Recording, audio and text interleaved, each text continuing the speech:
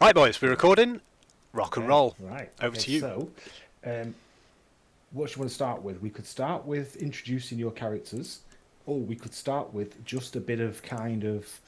I want to just go through some of the stuff on Foundry about how it works, which would I think be useful for Gaz, who hasn't used it a massive amount, Yeah. and is not very good technically, and maybe for I've everyone got a else better as well. PC now.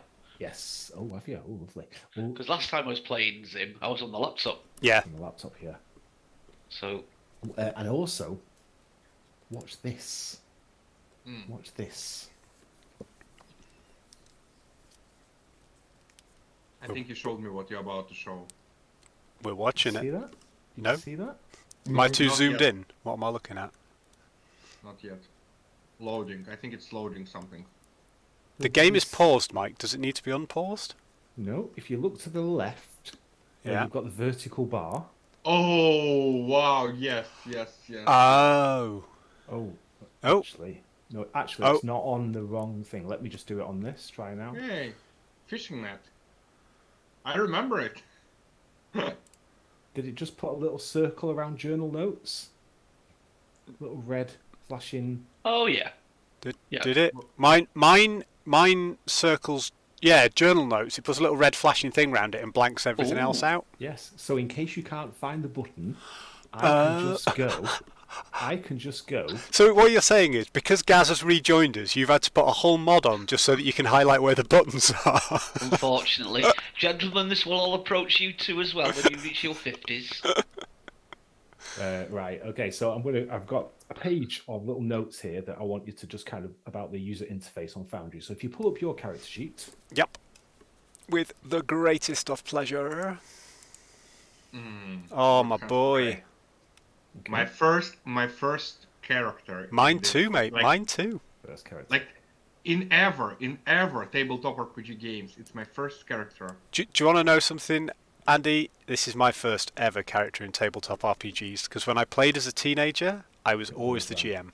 You always Ah, really? This character is... This is why when this character dies, I will go through 40 years worth of grief. That's why you Dax plays Rob, and that's why Andre plays Raytar. Yeah. Now it makes sense. I thought you were joking. No. Nope. It's first is sort of first character on it. You'll see on your character sheet we've got the reappearance of the sanity and luck skill. Oh, okay. Oh. Yep. So sanity is sanity. If you were to encounter some mind-bending or eldritch horror, something that was just really disturbing, something that was genuinely meant to be scary, Like might ask farming you- people. like farming people, I might ask you to make a sanity roll. And if you were to fail it, you're not going to go crazy or anything, but you might lose. There might be a negative to your ability to do something. Cool. So it might adversely affect your ability to fight or to do a skill because you're so terrified. Beautiful. The luck stat. Now, the luck stat is very interesting. The rules for this are in the Traveller Companion. You'll see there's a luck of 7, or whatever you've got your luck as. I'm sorry, just to check, look or luck, because It's LCK on the character sheet. yeah, but but is it it's look or luck? Luck. Luck. Luck. L-U-K, yeah, luck. L-U-K, okay. Okay, yeah. Accents. You can burn luck points as an advance of making a roll. Yeah, so before we do something, if we really Before want you it to do a succeed, skill. or if it's very difficult, we Yeah. say we want to Or- use some. Or as a negative for an opponent making a roll. Okay. But all before the rolls happen, though. All before the rolls happen. Has to be before the rolls happen. Uh-huh. So you get the look back at the end of a adventure, but you don't know when that adventure. Yeah, so like a significant, not significant point. it isn't a hero point. You don't get it back at the end of every session, or whatever, No. so it's not a half 10 cheese mechanic. It's not a half 10. Oh, I'll pump a load of luck. You don't really know for sure when you're going to get it back, Yeah. do you? Unless you get a feel for this EM denied, but you never really know. Well, with the we've EM thought denied. that quite a few times and then Yeah. found So shit. it's a bit more like a resource rather than a skill that we're constantly rolling against. It's more Well, Yeah. occasionally I might, if I can't find a skill to fit a situation, I might ask you to make a luck roll. I saw some of the examples, like, or if a guard decides to shoot one of us, you might make us all roll a luck. And Oh, whoever yeah. gets lowest, right, Yeah. with the guy He's who the one who shoots gets first. hit.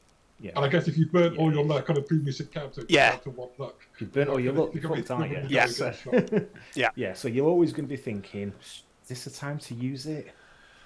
It's not a finite resource, but it's finite within certain Yeah, it is. parameters. It is essentially finite, but it's not like once per character. It's Yeah. so basically what you're saying is go through the decision tree.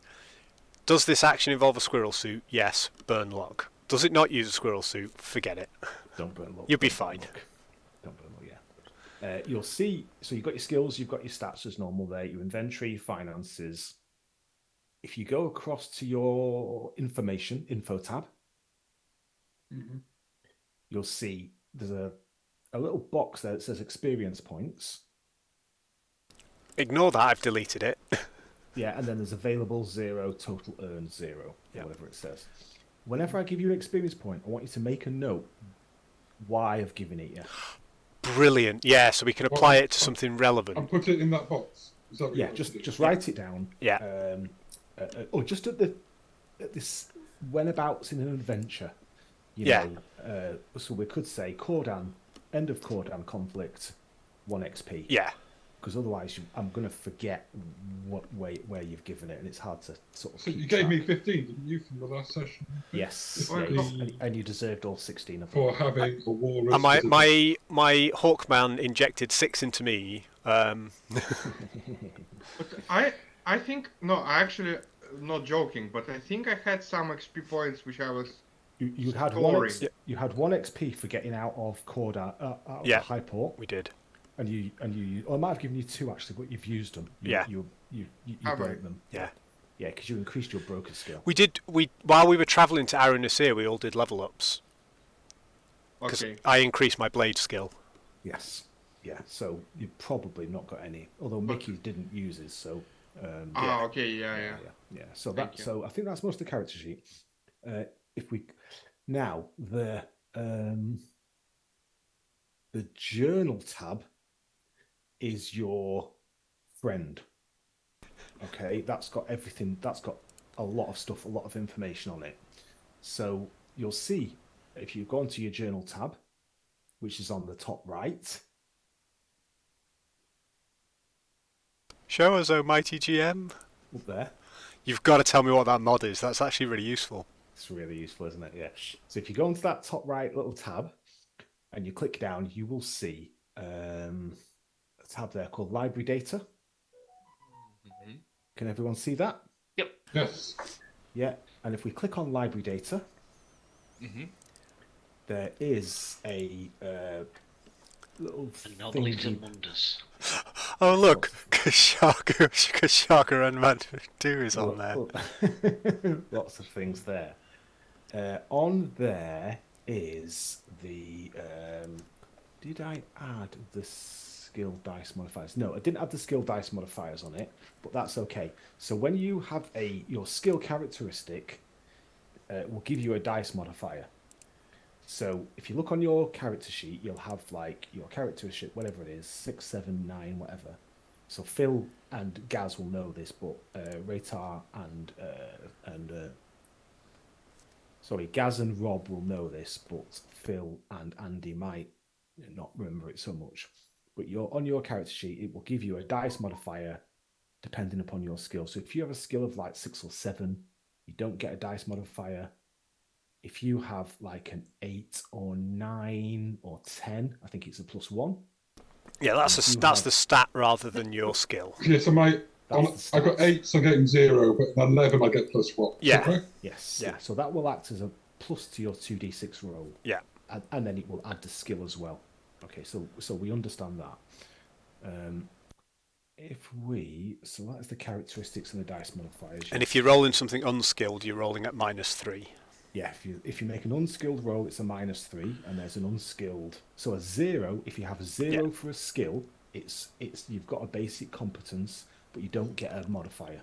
But you don't get the -3. Yeah, that's penalty, it. Yeah, so by having a skill at 0, actually, it gives you you're 3 better than somebody who just doesn't have that skill trying to do it. Yes. So if you add 0 with a blade, If you have 0 with a melee weapon, yeah, you're not brilliant, but at least you've got a bit of familiarity. But if you had never used a blade, it'll be a -3, which makes you a fucking liability. Yeah, so like a 0 of a skill, you're relying on your natural physical abilities or mental abilities, but if you're untrained in it, you're severely hampered. It's a good system. Yes. Yeah, and there's a thing called effect, and obviously negative effect. So if you get like a high, so say I give you a target number of 8, and once you've made your roll plus your dice modifiers of your skill and your characteristic, say you roll a 9, your effect is +1. The higher the effect, the better the outcome. And the lower the effect, the worse. So a +6, and if it was damage, you add that damage to the weapon damage. What's a tie? Is a tie a pass or a fail? A 7 can be a fail. Well, say you Yeah, can so have a target number of 8, and I roll an 8. That's that's success Straight with no pass. effect. Yeah, success with no effect. So if I was attacking someone, would I hit them? Yeah, Yeah, straight no damage bonus? roll, yeah. You do So normal you- damage without the bonus. Yeah, but a 7, if you roll a 7, say the target number was 8 and you rolled a 7, it's not in combat, but say it was another skill, we might say that's a success, but with a consequence. Mm-hmm. And if it was anything below that, that would be a fail. And the worse the fail, the worse the consequence. Yeah. Sure. So we've got And that. standard difficulty target number is 8. Standard is 8, And then hard is like 10, and hard, difficult, 12, Yeah. formidable, impossible. yeah. And then it's simple. On the way down, it's 6 would be a simple, 4 would be an easy. And you select that when you click on the skill. There's a little drop-down menu on the drop-out box that gives you the I see that. Yeah, the difficulty, the modifying stat, and any other dice modifiers that Mike is kind enough to give us. might give you situational bonuses depending on yeah. Don't worry, Andy, they're always what negative. mood I'm in. Yeah, No, depending. I like how Dax like. Yeah. I'm teeing him up. There's a thing on your. So if you look in that library data, there's a page there called Rules Cyclopedia, Oh no. which is what we'll do is we'll put any little bits of rules that are worth shorthanding in. Now there's a thing Rules. called task chains. So where I don't see that inside library. Yeah, in the journal, I can't Yeah. see the rules cyclopedia because we used to have that, and it okay. used to have like the central supply catalogue and stuff in it. Observe, Is yeah. this updated Traveller, Mike, from like the second edition No, or it's whatever just- it is? I see it now. So, yeah, it's just appeared. Yeah.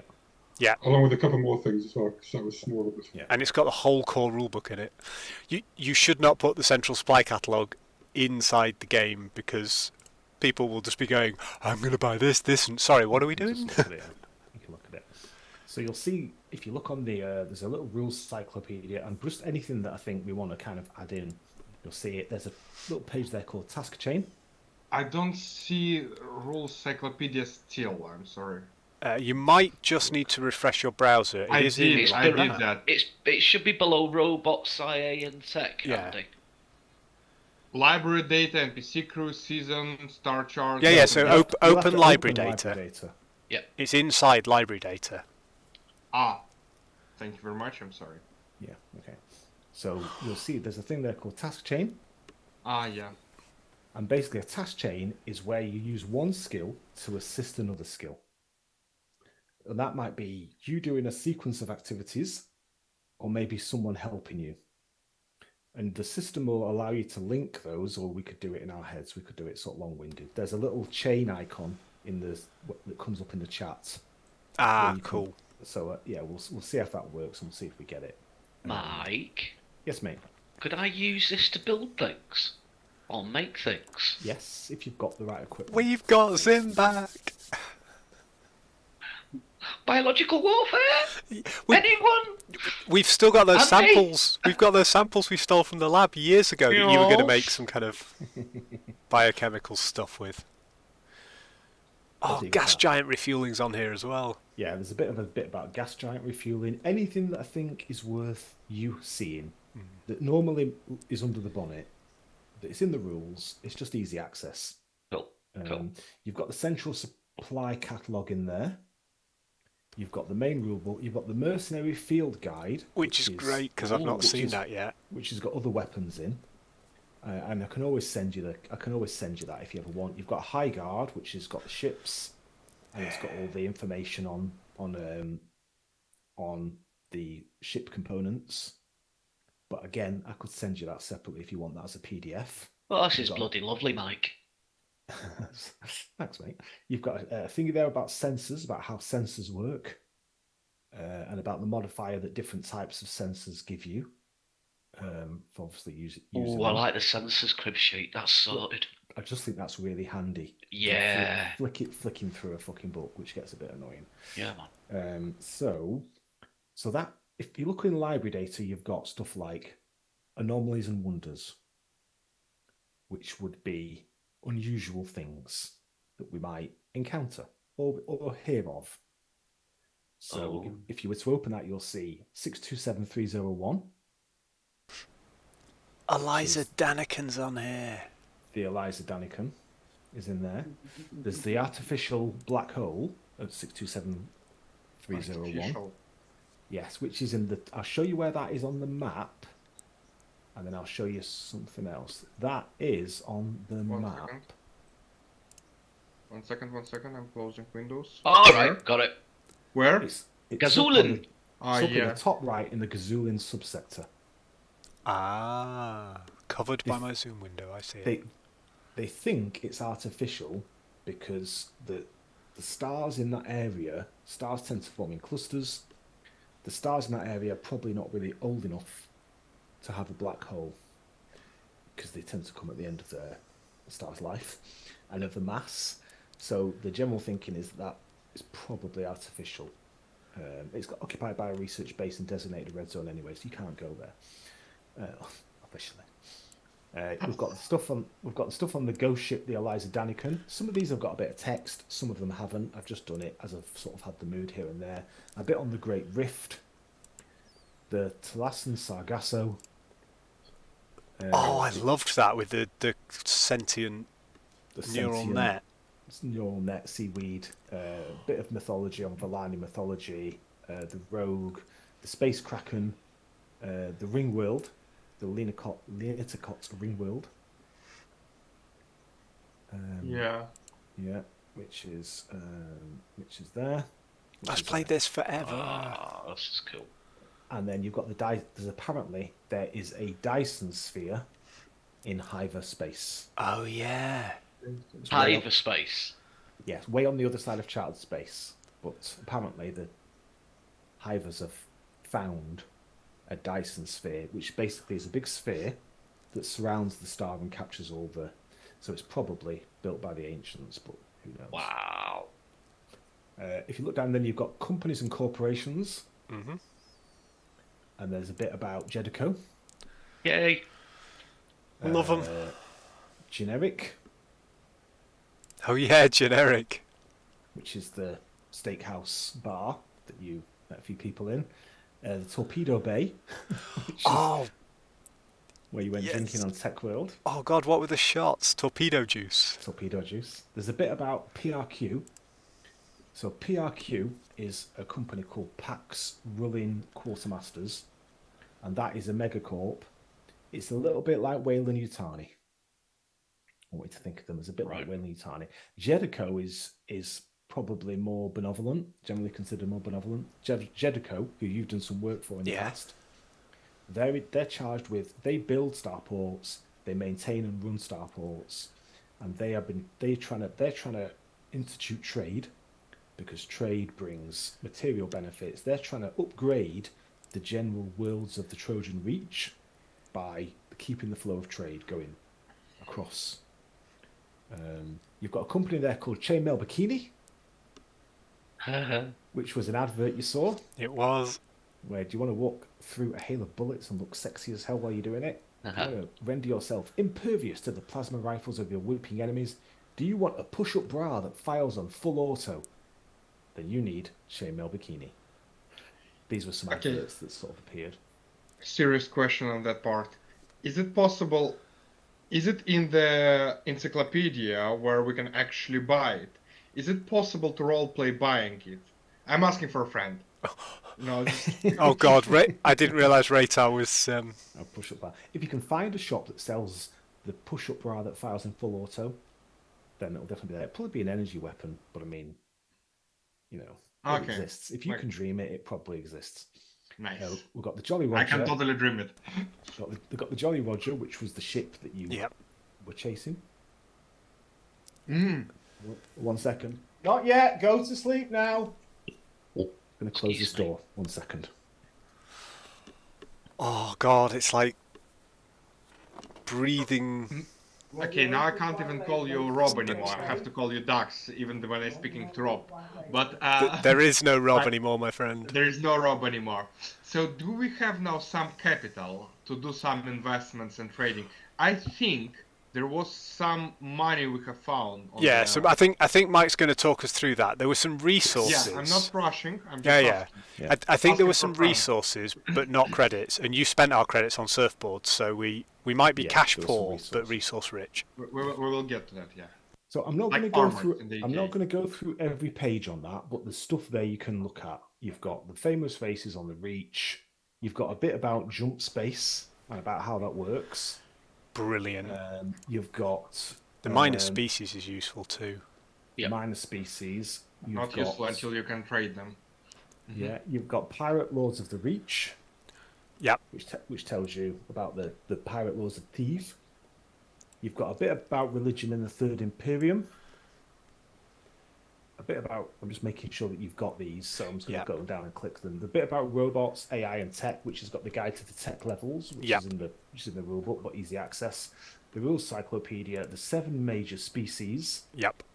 Now, a major species is defined as a species that discovered jump drive independently. Yes. A minor species is a species that has not. That has created some issues with species that were then a bit shocked to discover they were classified as a minor species. Imagine being classified as a minor species. It's a bit of a shell shock because a lot of them are like, well, we wouldn't have made it if you'd have just left us alone. So there's a bit of kind of, it was a bit stressful. There's just human and Dryon for 7 major species. Let's have a look. Major species. And plus when... So on humans there is like 3 sub-paragraphs? Yes, so it's not 7? It's okay. I'm editing it. I've not finished that one yet. Okay, no problem. Just yeah, checking. yeah, I wanted to edit that one. We've got a bit on the Harrier, which has got your ship. So that's dead relevant. If you have a little look, you've got the bridge. Yeah. There's a bit of a much picture of the more. Harrier with the coup de grace image that Gaz did. You've got the bridge, which is the sort of Baroque Art Deco kind of interior. Picture of the hold. Picture of the inside of a turret. Countermeasure suite. Common room. Oh. Beautiful. The Harrier staterooms, which are gorgeous. Just glorious, man. Imagine the mess Scratch has made of his. I know.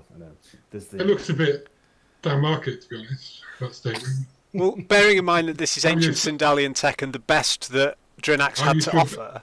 I'm used to a bit more, you know. Yeah, ordinance. I would argue that this was the best Drinax had to offer us, and therefore is better than the majority of Drinax, from my experience. It is a warship. It is a warship, but there's quite a few nods to kind of extravagance. You've got the deck plan, which is a 2D isometric there, Which is handy for, I love those deck plans. handy for just checking. And then you've got the specs, which will sort of pull it up there if you want to sort of have a quick easy reference of the specs. You've got a lot of work more on this again, Mike. Well, it's a year, it's 10 months since we played. And 4 years worth of information in there. A lot of information there. If you could look on today on TNS. Yup. TNS is the Travellers News Society, or the Travellers News Agency. Yeah. So Yana TK, she's the face of the TNS in the Trojan Reach. She sort of she seems to get everywhere.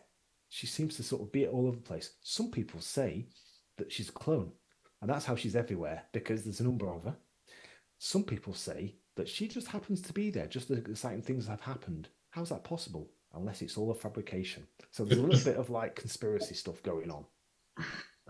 as to exactly how much. Looks like an AI construct to me. Yeah. She could be an AI construct. She might even be a real person. Yeah, she's just Alexa. Yeah, you've got the advert for Chainmail Bikini there, which has been broadcast, but no one's even seen this shop. No one's even seen this shop. It's just like a bit of a kind of underground kind of broadcast, which is sort of spread a bit like a virus, a bit viral. It's spread across the reach, and everyone's like, "Where's this shop? Never even seen it. But it must exist." Well, maybe it doesn't. You've got a broadcast that was a while back. Look, there was an organised crime ring. That guy Yeah. looks shady as hell. So that is the date. 1106 is the year. Oh, yes. 042 is the day. Space Day. Space Day, yeah. Our campaign started in January, the beginning, basically the first of 1105. Mm-hmm. And we're now on 1106, day 90. Okay. So you've got a little bit there about the organised crime ring exposure.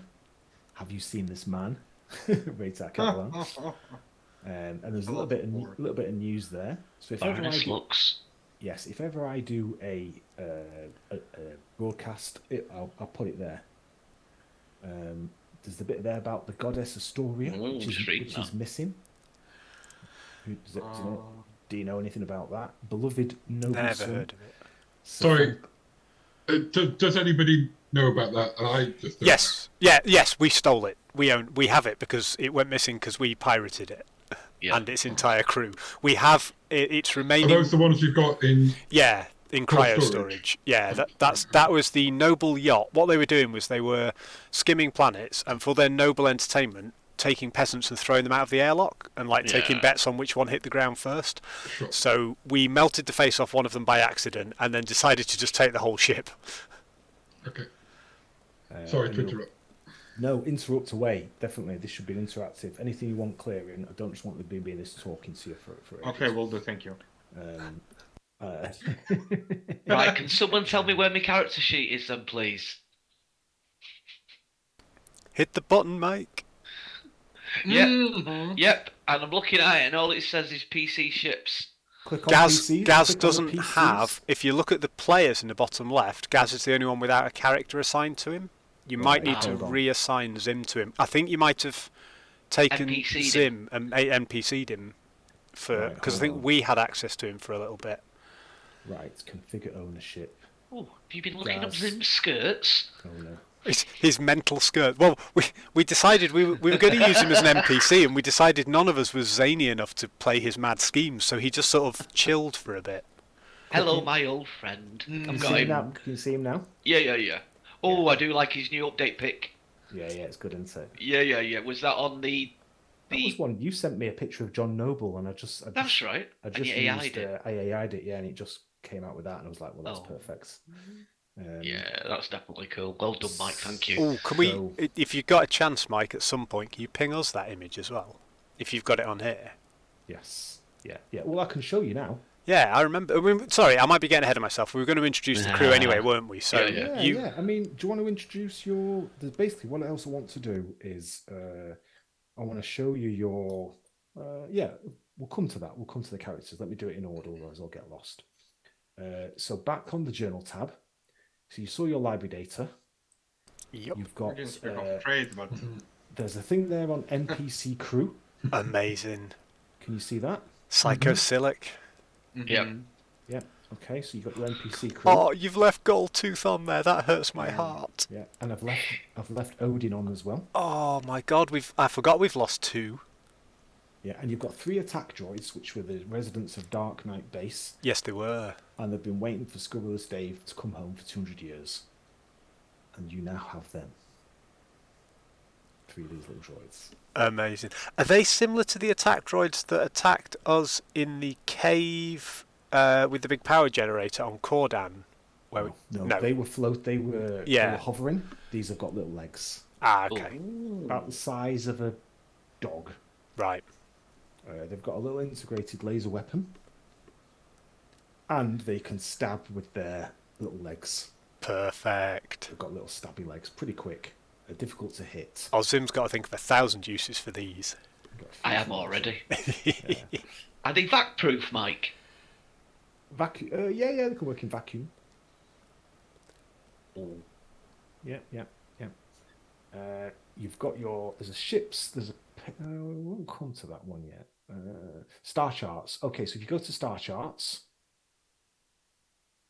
and then have you got star charts page there? Yep. Yep. Yes, we And do. then open that up, and you'll see a picture of the Milky Way, Yep. and you'll see at the bottom. This is handy for Phil and Andy. Actually, you'll see at the bottom. There's a little red circle that says That's the chartered campaign space. map. That's the limit of chartered space. That's charted space, and we're on like one hex map of the Trojan Reaches, which is like about 5% of the charted space map. Tiny bit, and you'll see there's a map of chartered space, and you can see there's the Great Rift, which looks like a claw, and we mentioned that the other day, Phil. And our location is the Trojan Reach, which is located behind the claw, along with the Spinward Marches. The Spinward Marches was the classic traveller setting, and the Trojan Reach was first written about in the 1980s, and it's just sort of developed from there. So Mike has not all, but a number of these little boxes. So under that map of charted space, there's the yellow box around the Trojan Reach, and that's the same as like the background map we've got now. That's the background map. Mike's got a load of these in like A2 or A1 or something, and we spread them all out one night in his studio on the yoga room floor, and we filled the whole of the yoga studio with these maps. And like our planet was our little bit of the galaxy we'd been working in was this tiny bit, and we spread them out across the whole floor, and it was the greatest evening. There is so much detail to travel It at. was so much fun, Yeah. wasn't it? You've got a map there of the Sindalian Empire at its height. Completely valid for a Drenaxian. Yeah, you'll see in pink is the Sindalian Empire, and then in a sort of more pinky orangey, smaller area, maybe just about 10 or 12 systems. That was the ancient kingdom of Drenax, or the kingdom of Drenax, up until about 200 years ago. Make Drenax great again. Make Drenax great again. You'll see the Trojan Reach sector map with the trade routes, which is the splash page, just in case we're not on it and you ever want to access it. Perfect. And then there's a different version of the same map, but it's got like a little bit more information on it, including the location of naval bases, location of scout bases, and a little bit of data about each system, but just in case you ever kind of wanted that. So that, I think that's kind of a bit of a handy sort of thing to have. So there's that. So that was the star charts. Okay, next one. This is a big one. System data. So let's just. I'm so excited to have the system data for all these. I'm straight to Calcai Salute. Observer. So if you look in system data, you'll see all the systems that you've visited, and also it's got or that you might have heard about. You might have heard about. We've been busy boys. You've been busy boys. There will also be on there, if it's a system you've visited, it will have things like the NPCs you've met. It will have the locations. It might have any handouts. I still think it's an easy way to keep track of what you've seen where. Yeah. I got the idea off Rob, so Rob did it on Pathfinder, and I thought it was brilliant. I appreciate the bloody work you've done on this, mate. Yeah, it really helps. Yeah. Given we've been doing this for like some of us for 4 years, and there is a lot of information that you sort of easily forget. It's so nice to have these refreshers. Yeah, I could just send the session just going through everything on the journey. The joy is we can just log in at any point, can't we? And just you can log in at any wank over point it. because it's generally running. So you can just kind of log in at any point and just have a little look if there's anything you want to look at. Just don't log in as a GM because you'll see the secrets. But I might stick a password. I'd stick a password on. Now that Andy's in, I put one on all my games. Poor Andy. That's what I like about Britain. Casual racism. Yep. Respect. His voice is different. I'm not letting him in. Now, Casual. if you go over to the left column on your screen, you know, that vertical column. That's Yep. obviously you've got the top. You've got token controls. Up there. Yes. Yeah, over here.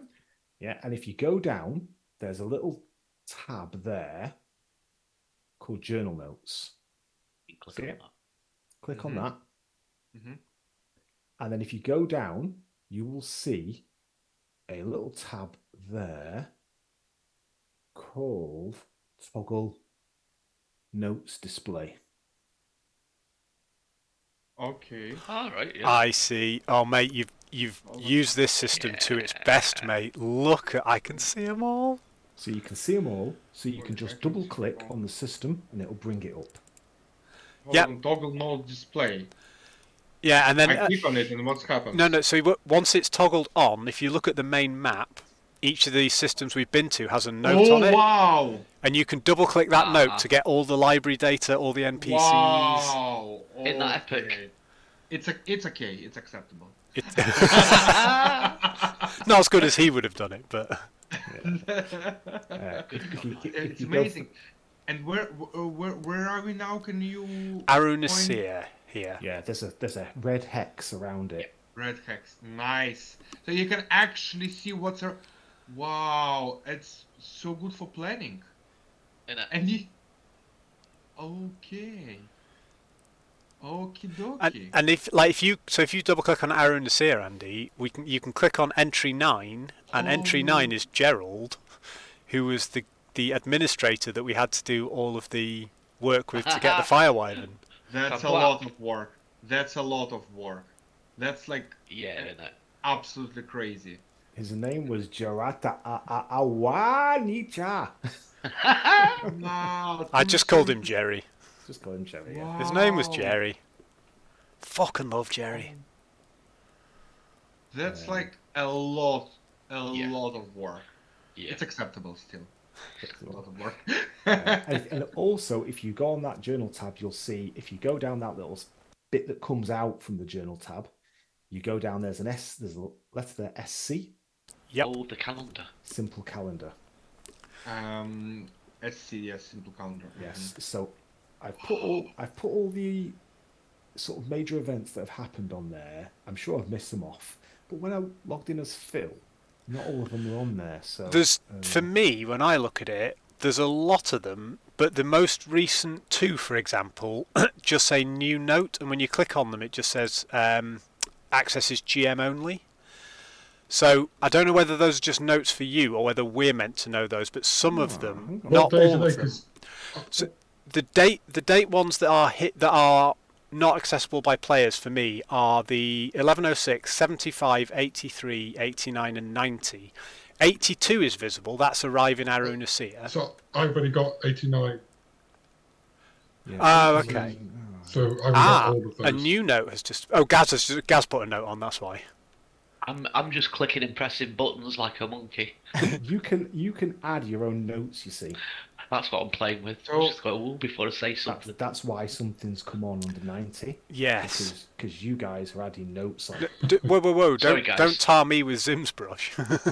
So if I delete them, Yeah, well, That's really cool.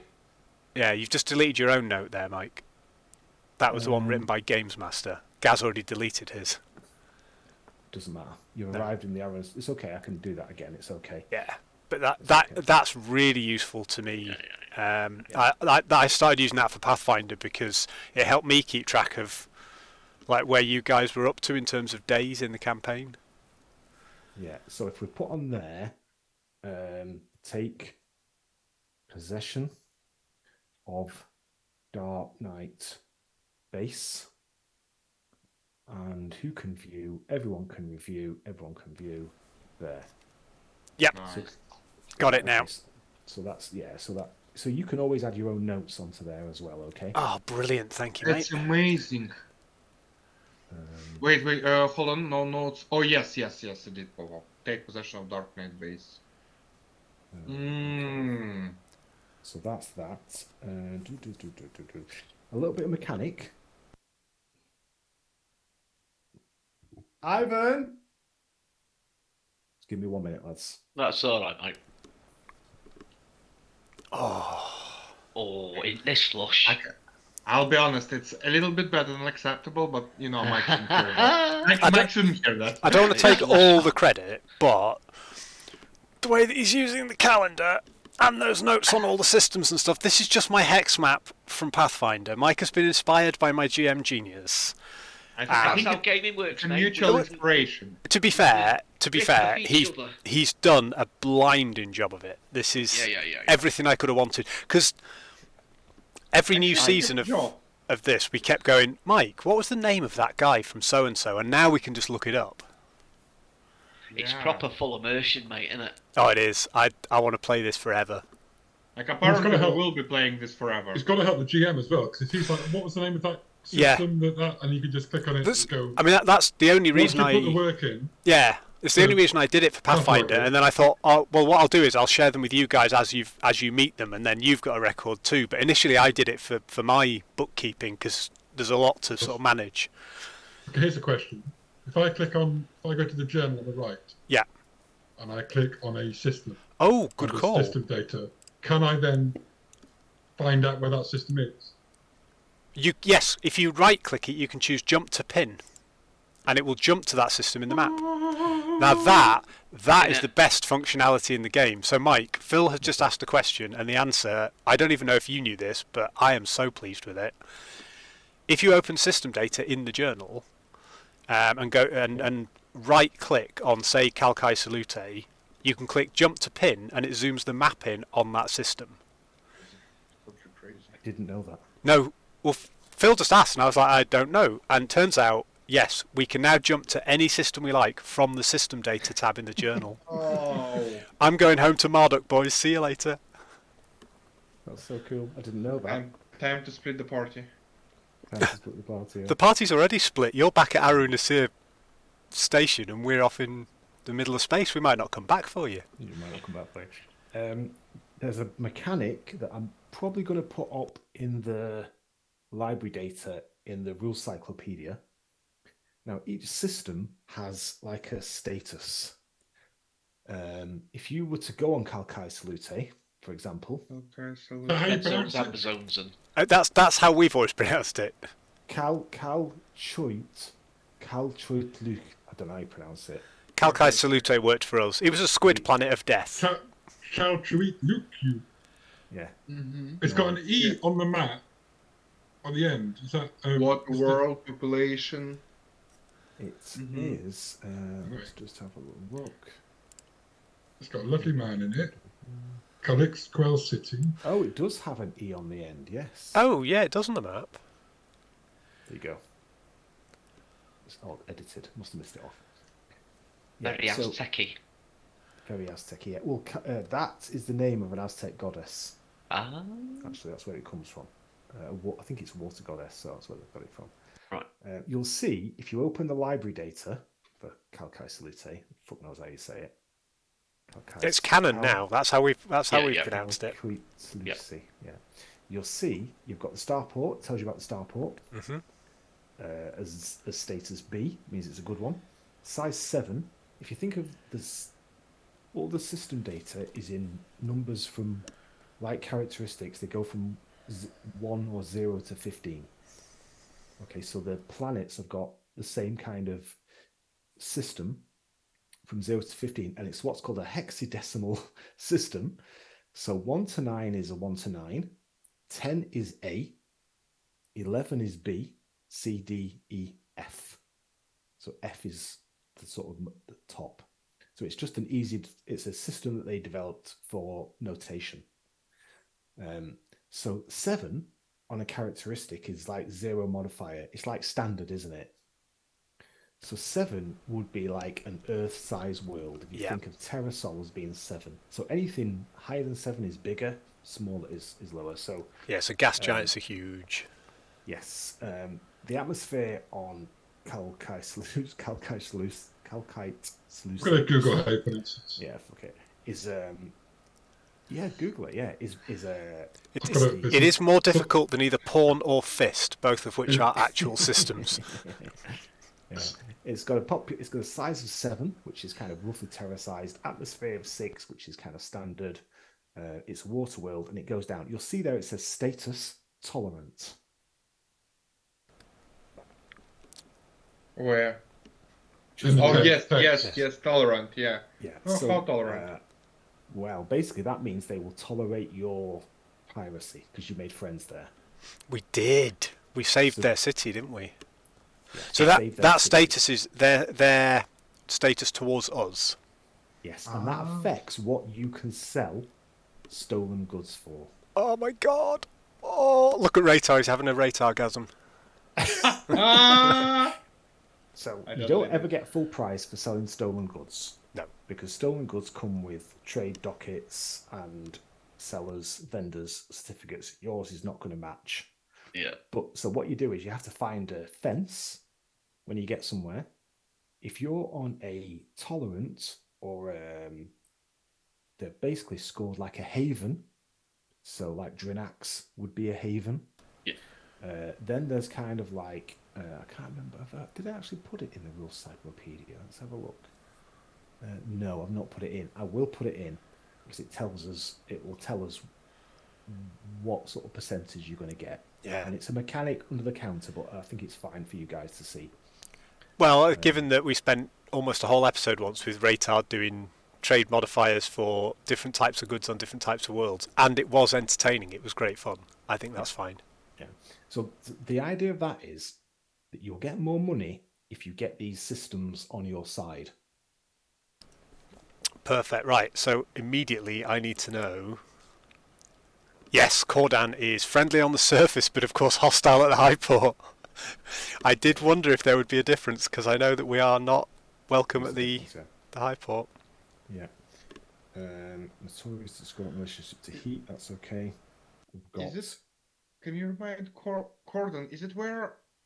Do you remember where you wanted to poison the well and piss in the? Yeah, that's where we That fought doesn't the narrow it down. Oh yeah. where we yeah, fought the big yeah. robot gun that blew Goldtooth away. Ah, That was yeah. the system where we were sowing chaos, and we were gifted the Yes. Baroness's house. There. Yes. So what we'll do is we're going to quickly. Let's do your character sheet. Let's do your character introductions. And then we'll do a quick review of what happened on Cordan, like super, super quick. And then we're going to start to get a bit of planning because there are a few loose ends from the end of last campaign where you're going to basically tell me what you want to do. And we might role play some stuff tonight. I mean, I'm sure we'll have time. Yeah, we will. So it depends what you want to do. There's a few things you want to do. I want to play till 2 a.m. That's the first thing. So let's go through our character sheets. So PCs. So I'm going to do them in the order that they are on my sheet here. I'm just going to quickly introduce you to Mickey's character. This is Bilem Valeras. He was a postman. Worked for the Scouts. Everything that could go wrong for him did go wrong for him, and currently he's become a bit of a hard as nails. He's got a hard as nails kind of postman. He's got a weapon list which is bigger than anything I've ever seen, and he's been through some personal changes. Fair to say. But when Mickey's able to finally join us again, he can introduce himself properly. We've got basically I've got our captain here, haven't we? We've got Mr. Dax Gendar. Mr. Dax Gendar, would you tell us a little bit about yourself? I could tell you an awful lot about myself, but I'm not a man who likes to talk. Dax Gendar. Some would say I was once a bum, bit of a down and out, bollocks, absolute bollocks. I've always been a pirate legend. I was once a big deal with the Dragon's Flame, key assassin for that outfit, and I earned my place there. It didn't take me 30 years to find him. I'm on, honestly. It's not how it happened. I brought this crew of ragtag fuckers together. Dr. Zim, a good contact of mine, who I had the great fortune of being stranded with on a planet for a few months. He called me up about 18 months ago. Had an idea, wanted a pilot. Now, a bit of piloting, I can do that. I can do a lot of things. And so, I took him up on his offer, and my God, have we been through the ringer since. But we ended up where I always wanted to be, in charge of my own pirate crew. It's just the best feeling in the world. And if you've got time and a bottle of whiskey, I'll tell you about how I once defeated Aslan in single combat. fantastic. Can you tell me, Mr. Gendar, what is your motivation? What motivates you? Dax's motivation is, it was always, from being very, very young, to escape the tedious life that his parents had made for him. So his father was a belter. He worked the mining belts, and very hard man. Some would say tough as nails. Not me, however. And he was always convinced Dax would grow up to do the same thing. So Dax fled the house at 18, having spent most of his teenage years drinking in bars and carousing with the locals. He heard lots of tales of space adventure and piracy and exciting things to see out in the stars, fortunes made and won and lost. And his life was an absolute disaster. So he set out from the belts and became a drifter. And he drifted about 3 or 4 systems away and ended up working as a belter for 6 years, just like his father, because he couldn't find work. Then he decided, because he was hanging out with a lot of sort of pirates and ne'er-do-wells in the bars between his shifts, he demanded to be let into their crew as a pirate. And they beat him senseless and left him half dead. So in the end, he joined the Navy, and he did a half of a 6-year tour with the Navy. So is that the Imperial Navy? Yes. Yeah. And so he signed on. He enlisted with the Navy just to get away from being a belter, which is like the one thing that he absolutely was against.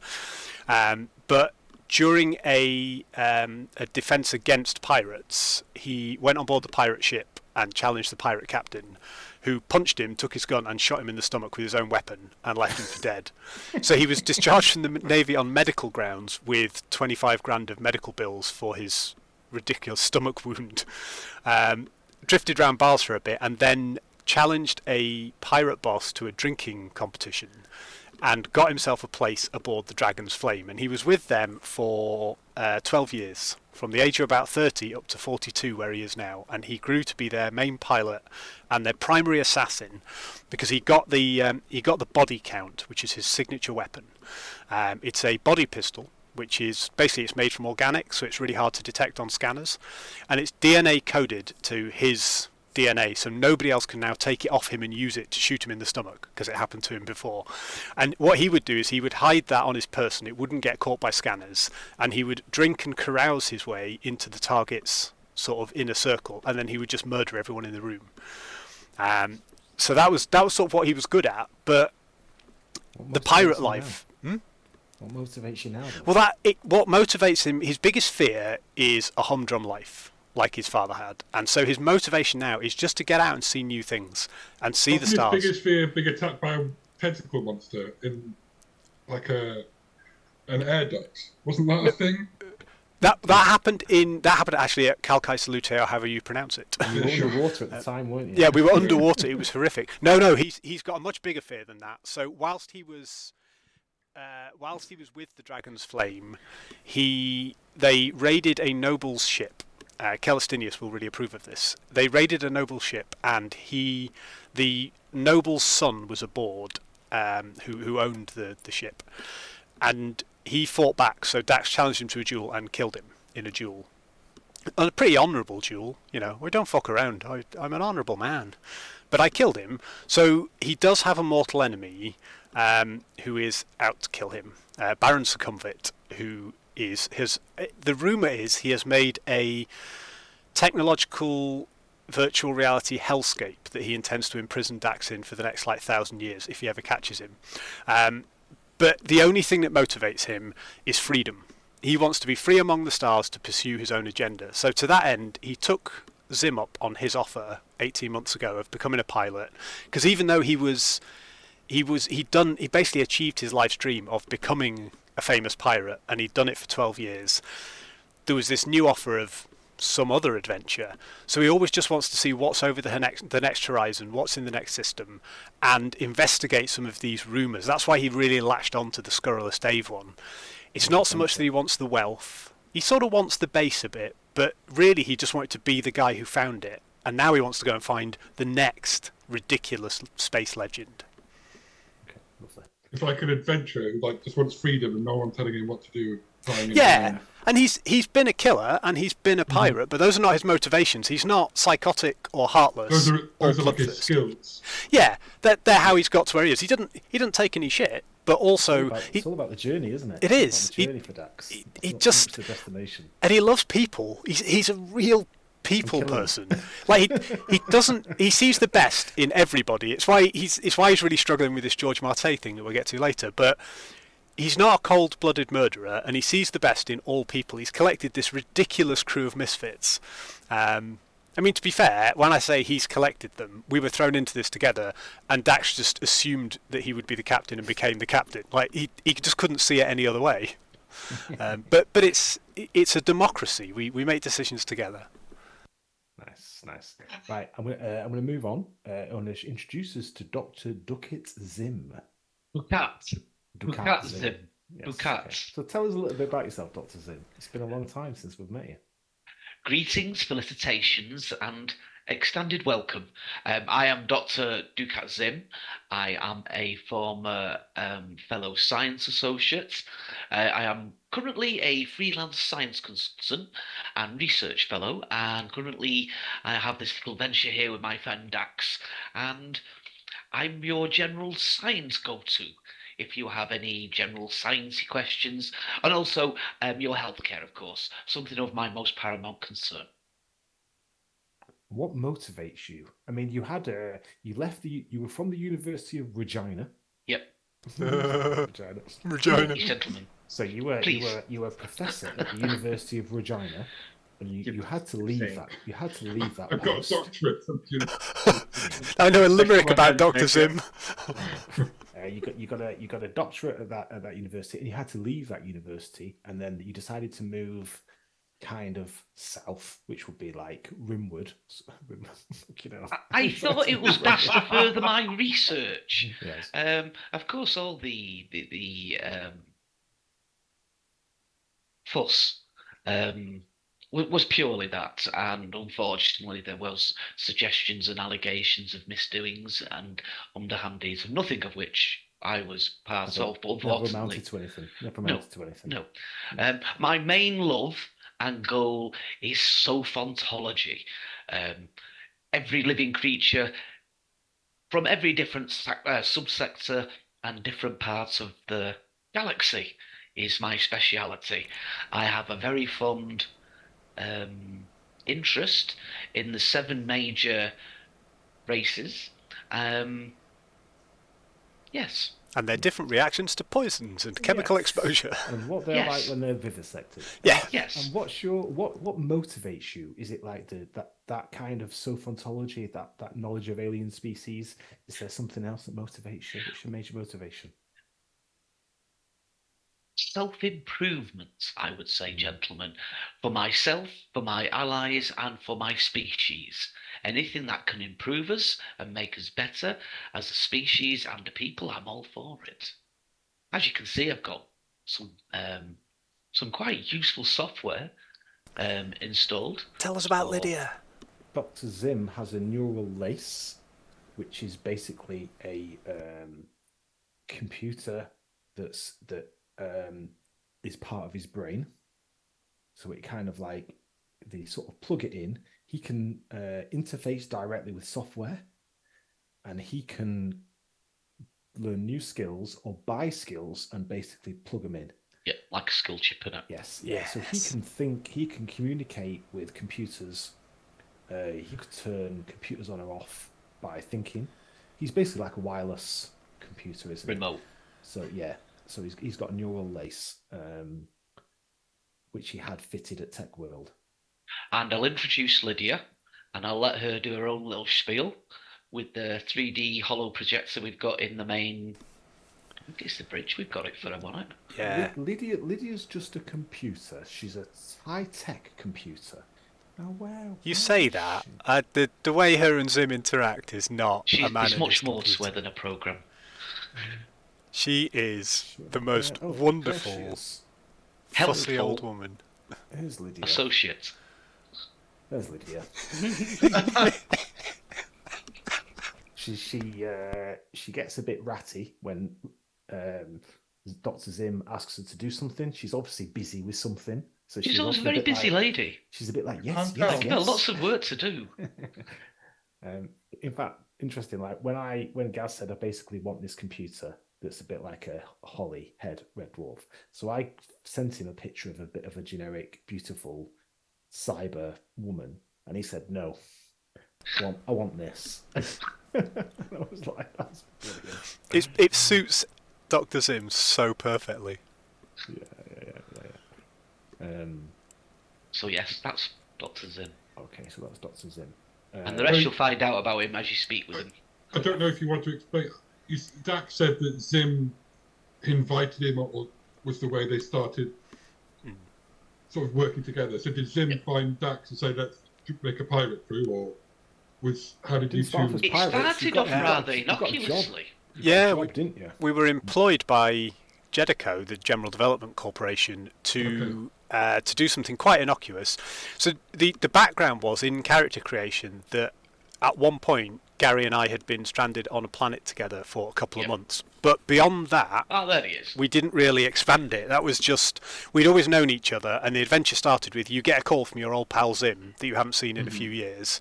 Sure. Would you like to do this? And Dax was like, yeah, new opportunity, let's do it. And so we did, for Alexis Draben, we started out doing a legit, for quite a long time, like 6 months, we were doing legit work for Jedico until King Oleb, our fat benefactor, gave us a new opportunity to become pirates.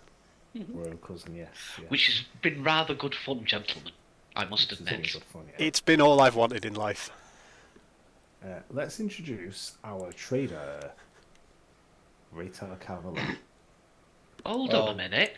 I've seen him at a Twilight cosplay event. Wasn't he just on the news a wee while ago? Being wanted for summer. Yep. Totally. So we're carrying fugitives, are we? Oh, well, we have become, unfortunately, Dr. Sim, we have become general wanted fugitives because of Raytar, and he can tell us why, but because of him, we are all wanted fugitives in a number of systems. Okay, that's a long story, but quick question. Did you say buying skills? Like you can buy skills? Gary can, yeah. Gary can. Gary's got this neural lace, which is like a software like interlaces with the brain. It's like a chip on the brain, and it infiltrates like nanotech into the brain, and he can plug in skills. It's like the Matrix. I know kung fu. Plug in and kind of add permanently, or plug in and plug out. Plug in, plug out. Yeah. Plug in, plug. That's nice. Have you tried this mechanic before? He's got it. Yeah, he uses it. Like actually like buying skills and adding them. Yeah, he's got it. He paid for them in Tech World. Yeah, Tech World's a lovely place. Andy doesn't actually care about skills. He just heard the word buying, and now he wants to know if he can buy XP from Tech World. Okay. So, Raytar has been growing up, studying, planning to do a normal job, which he was doing for a while. He was a trader. Well, I was a trader. I'm playing Raytar. I am Raytar. I am playing myself. Like this is me in the looks of this character. Except he looks worse, of course. But you know, he looks a bit peely wally. So. You know, because he spends a lot of time indoors. You can't tell that he spends time indoors with all his computer. And Raytar, he was a broker, a trader, and one sort of first session, he was betrayed by someone, and he was one of these, wasn't it? One of these. One of these. So they're good images. I need to give a little bit of a context. So Raytar owns a quarter of a free trader spaceship from like his origins, and those are 3 absolutely trustworthy gentlemen, which lady. Don't assume her gender. Yeah. Oh, yeah. Which own the rest 75%. So it's barely an assumption, but there's something is connected with like this ownership of a free trader, which probably caused the betrayal. So Raytar was searched on his. Was it? Is it a? It's not a starport. How is it properly called, Mike? Like where we were located. It was the high Yeah, port, yeah, wasn't the it? high port. Highport. Yeah. Like Raytar was searched in a Highport, but when he was thinking he can't get out of the situation, a gentleman named Doug's Gender came to save him. And his first adventure in his life, probably outside of the room, was him escaping from a shagging central with Doug's Gender. Do you remember this guy came to meet you, didn't he? Oh God, do his voice. Mr. Kevlan, He looks a you've been criminal. you've been a naughty boy. Well, now you owe some money. It seems you're a degenerate gambler, and but you got in a bit too deep. The And mob. you don't turn your back on paying your debts, Mr. Kevlan. And then he beat the fucking shit out of you. Yeah. It- Raytor truly did on his journey with Doug's Gender some friends and enemies, but most renounced enemy would be a fire extinguisher. I think like it's above the gentleman which came. And just for record, Raytor has absolutely no skills in sort of fighting. He's just a pure economic lover and trader. And at some point there was a fight, and they tried to use a fire extinguisher, which backfired at me. So yeah, that's that. But Anyway, So- it's a bit- Was Raytar? You don't have to answer this. Raytar was accused of all these crimes and beaten up Yeah. by a guy for gambling debts. Did he do any crime? Well, I know he was a trader, but was he doing anything dodgy or illegal? no. Or was no. he being set up? Yeah, it's a stitch-up job. That's sort of part of the ongoing thing. Is we promised Raytar we would get to the bottom of it and Yeah. sort To be people fair, out. since our adventure started, Raytor got to trade food when the planet got into the war and earn money on food, kind of brokerage. Raytor was more and more shifting from let's revenge the guys towards let's have fun with proper guys, and just trade our way in. Yeah, you'll get your chance. You'll get your chance to find out which of those guys set you up. Everyone's Yeah, background will- comes will- back to will I haunt them, be able- unfortunately. As long as I'm able to just buy this information and hire a criminal to murder someone and do it all without leaving my room, I'm up for that gameplay. You don't need to hire a criminal, my friend. You're one of us now. You are Okay. one of those. Few words about motivation. So motivation, is there a phrase in English like an appetite comes during meal? No, Does it- okay, go on. Okay. No, I've not heard that. Do you get the concept, right? You get like the like you started eating and you get like you want to eat more. It's kind of an ideology, right? Appetite comes during the meal. So initially Raytor wanted to get out of the high port, and then he got out. Then he wanted to get involved in some just let's earn some money, like just for crew, because I feel part of the crew, unlike Petita. Who's that? And he just did a few good investments and made a few good money. You made the crew some money, didn't you? Yeah, Which we liked a lot. I was Which we liked I a was lot, I was lucky with that. Yeah. And now Raytor really wants to make as much money as possible. That's like his motivation, like to make enough money to open all the doors for the crew. You see that, like the game of the of the doors. Open all the doors, yeah. Open Yeah. all the doors, yeah. Open all No. the doors. Open all the Raytor doors. believes that money equals power, and while others can be powerful in their own way, Raytor wants to have his power coming from the wealth. If he's not skilled with weapons, well, buy the weapon which will be smart enough to be skilled for him. If he's not skilled with people, buy his way with the people. If he's not skilled with politics, buy the politicians. And ideally, doing it not by just simply, let's, like, he did some trading. He knows, like, you can't become rich by just simply trading, but creating and facilitating situations, like with a war on a planet, which naturally increase the significance of the trades by kind of using intellect rather than just, let's put it. He's trying to think his way through things, aren't you? Yeah, think his way through things to make as lot of money as possible. So Raytor plays Andrea, plays Raytor. I think you and Zim will actually get on really, really well because you're both very smart characters, but in I've very already different got a ways. business opportunity for the gentleman. Sell your skills. I've got an idea for Raytor. Joking. We will totally discuss it. Absolutely. To Gaz's point, when we rescued Raytar, there was a little one shot, and I rescued Raytar from the pursuit he was on at the high port. As we left the high port, 3 security guards came on board, and we were sort of all in lockdown. So Bill was going to blast us out of there and fly away, but we had these 3 security guards. So Dax, being Dax, was like, well, knock them out, we'll chuck them out, and then we'll fly off. So we attacked them, but unfortunately Goldtooth killed one. He just went straight in and ripped the guy's throat out. So we then murdered a security guard whilst docked in the high port.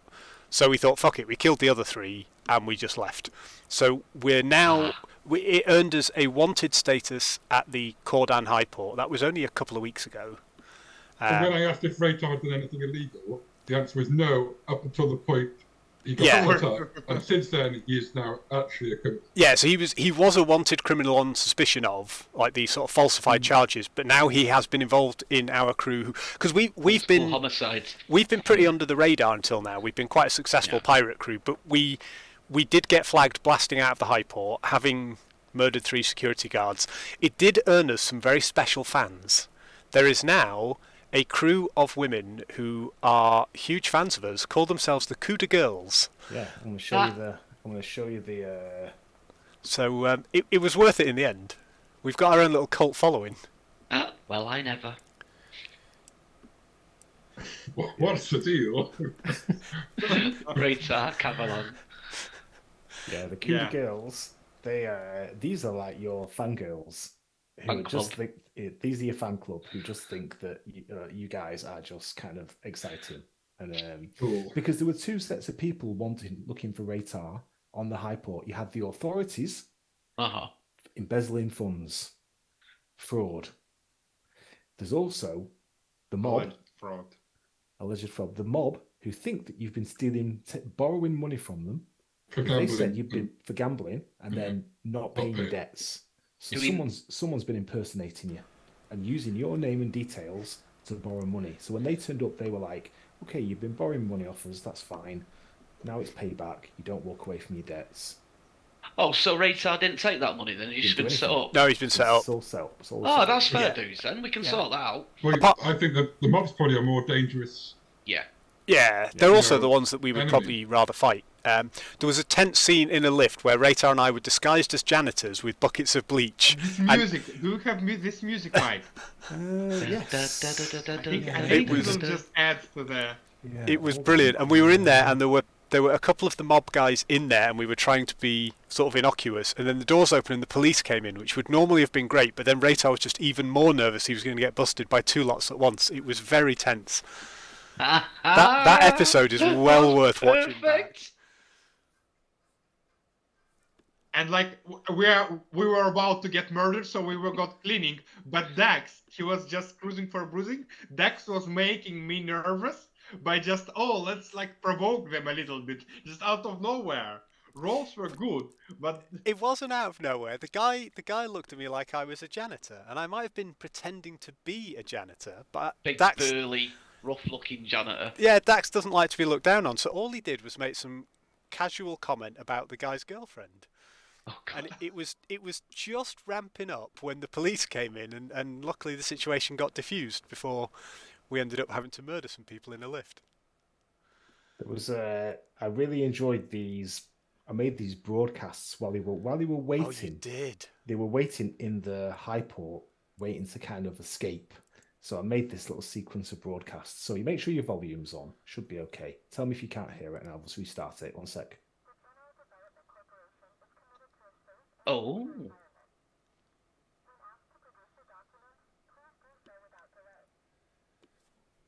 So there was that one.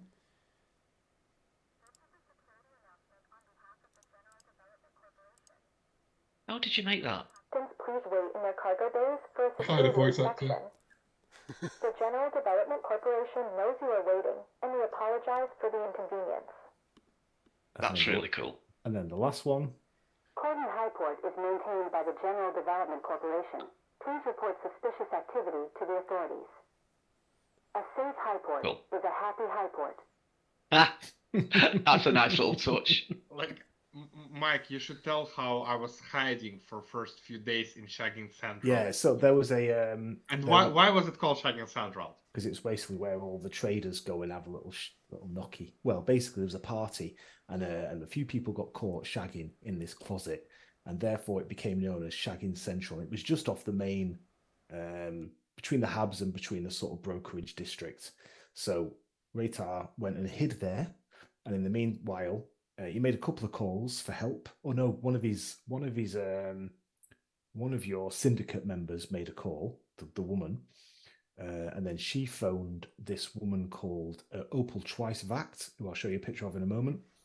And then she got Dax to get Raytar out. Yeah, we've done a bit of business with Opal on a few occasions. Got a little bit of business, yeah. But before we come to that, as we're just in a moment, we're just going to introduce our latest crew member, and then we'll just do a very quick review of what happened on Cordan, and then we're going to get down to a bit of role playing. We haven't decided whether it's a latest crew member yet, but yeah, okay. Celestinus, he looks like a bit of a noble. I don't know if you've noticed, guys, but I've been role-playing heavily until now. Like, what do you mean we will start doing it? Okay, so Viscount Celestinius, or Celestinius. Okay, tell us a little bit about yourself. So it's Viscount Celestinius Odovicossoon. He is the scion of the 5th House of Drunax. He's related to. He's a part of the Drunaxian royal, not direct royal line, but he's part of the family. Cool. The houses of royalty in Drunax. So as you can imagine, he grew up with immense wealth and privilege, and he wears clothes like this all the time. He lives in golden corridors. He's got that. People who went to private school, they just have that inbuilt knowledge that they're better than everyone else. And they just sort of walk through life knowing that things are going to be done for them. That's what he's like. He's a real dick. Oh, I'm sorry, I went to private school and I don't feel that way. Oh, there you go. He's got that sort of self-confidence and privilege. Privilege. I have a plan for you. So I went to university. He was just like, he drank a lot. He just partied a lot because everything was already sorted for him. But after he eventually joined the Drunaxian Security Services, where his uncle, who was obviously another member of a royal line, was in charge. So he sort of got him a job just to keep him out of trouble, really. But I was actually quite good at. People would underestimate my skills. They think, he's only got this job because he's because of his birthright. But actually, I would sort of infiltrate and beagle my way to these high society parties, find stuff out. So I was actually quite good at being taking advantage of what people thought I was and letting them underestimate. So he is great. He's got a great big bushy moustache. He always looks fantastically turned out. He is awesome. And he's been sent recently away from Drunax. Should we see your father? Yeah, we don't have to. Let's see your father again, because I think Zim would really enjoy your father. My father's had some genetic work done, and his brain implanted into the body of a giant walrus. Is this sort of like eccentricity? Yes, nobles? he's lived for so long. He wanted to. So he's had the impression I got was he's had a couple of decades as a walrus, and he's a bit not of an embarrassment because obviously he's the head of the house. We've all got to respect, like in Succession. You've got to doff your cap. Celestinus. Celestinius with a K. Would you say you're old money? Yes. Oh yes. Yeah. Would you say you're old Sindalian money? Definitely Drunaxian. Right. I don't know the history, so I couldn't. Yeah. Because wasn't that the old?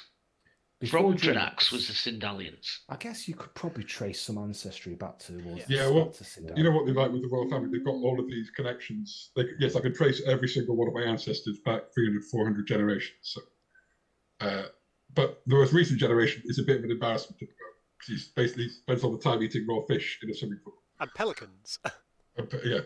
Now, this was his spa. This was your father's spa. I like the way you described it, Mike, which was he tired of the human experience, so had his brain Yeah. implanted into a giant walrus. why not? If you've got more money than a galaxy or whatever. Yeah. When we first met him as NPCs, we were playing different characters. We were Hawkmen for the episode, and Dan's character vomited on entering this spa that stank of fish. He tried to not vomit, didn't he? Yeah, he tried really hard, but rolled really badly and ended up throwing up at the side of the pool. And Andy was trying to resist throwing him treats because he was an animal handler. Yeah, it was the case. Yeah, so I've been sent out of Drinax mainly You for my discovered something as well. You discovered something, didn't you? I did. For my own personal safety, I was sent away from the system for a amount of time, and as kind of a cover story, but also because it was quite useful. I've been sent to look at the ship that you guys were given by the King Olaf, my royal cousin. He gave you the letter of marque and the ship, didn't he? He did. Yeah, he's and our... said you can go and be pirates on my behalf in this area. And so you've got your cousins to King Olaf. Yeah, I mean, well, you know how royal cousins they're all like. Yeah. So have you got noble status then, Phil? He is a noble. Yes. Yeah. What are you? A count? A baron? Viscount. Which is oh God, look at him. Indeterminate royalty. Well, I think Zim will get along with you. At least he'll know the manners of how to interact properly with like a gentleman. Yeah. I will not. So, yes, I've been sent to see because there was the head of security from Drinax. It was within wheels. The guy who was like the king of the hawk, the leader of the hawk. It was your uncle, wasn't it? Who was the... was that guy? Yeah, and he didn't trust. He wasn't happy that he was like, oh, these guys are a bit dodgy. So I've been sent under his auspices to make sure you're doing your job and aren't just being pirates and have forgotten your original mission. Yes. So there might be a slight conflict of interest, but I'm sure once you do what I tell you, it'll be fine. It'll work out fine. Yeah, don't worry about it. We're currently considering whether or not we kill 4 people that we really like, so you'll be fine. No, these will be very, very useful. We're just missing one key crew member there, Mike. One last crew member who is not with us tonight. Who is going to be Celestinius' new best friend. This is Spart Scratch Ranko. Oh, wow. Played by Dan. Of course, Zim hasn't met him either properly. Scratch is an uplifted pig, basically known as a hyper pig, that were uplifted by the Solomani when they arrived in this region, brought with them, basically. Probably that would have been about 3,500 years ago. And the hyper pigs have spread throughout charted space. They are very much an underclass. They tend to occupy the lowest status in society. Generally not super bright, but strong and tough, difficult to kill. And they have an impressive gut. They can pretty much eat anything. So Scratch is a pilot, but not a spacecraft pilot, more of a small craft pilot. Yeah. And he was part of the planetary navy on the Hilfa system, where he would basically tow ice asteroids from the belt to the desert world. Also, we've got a secondary pilot as well.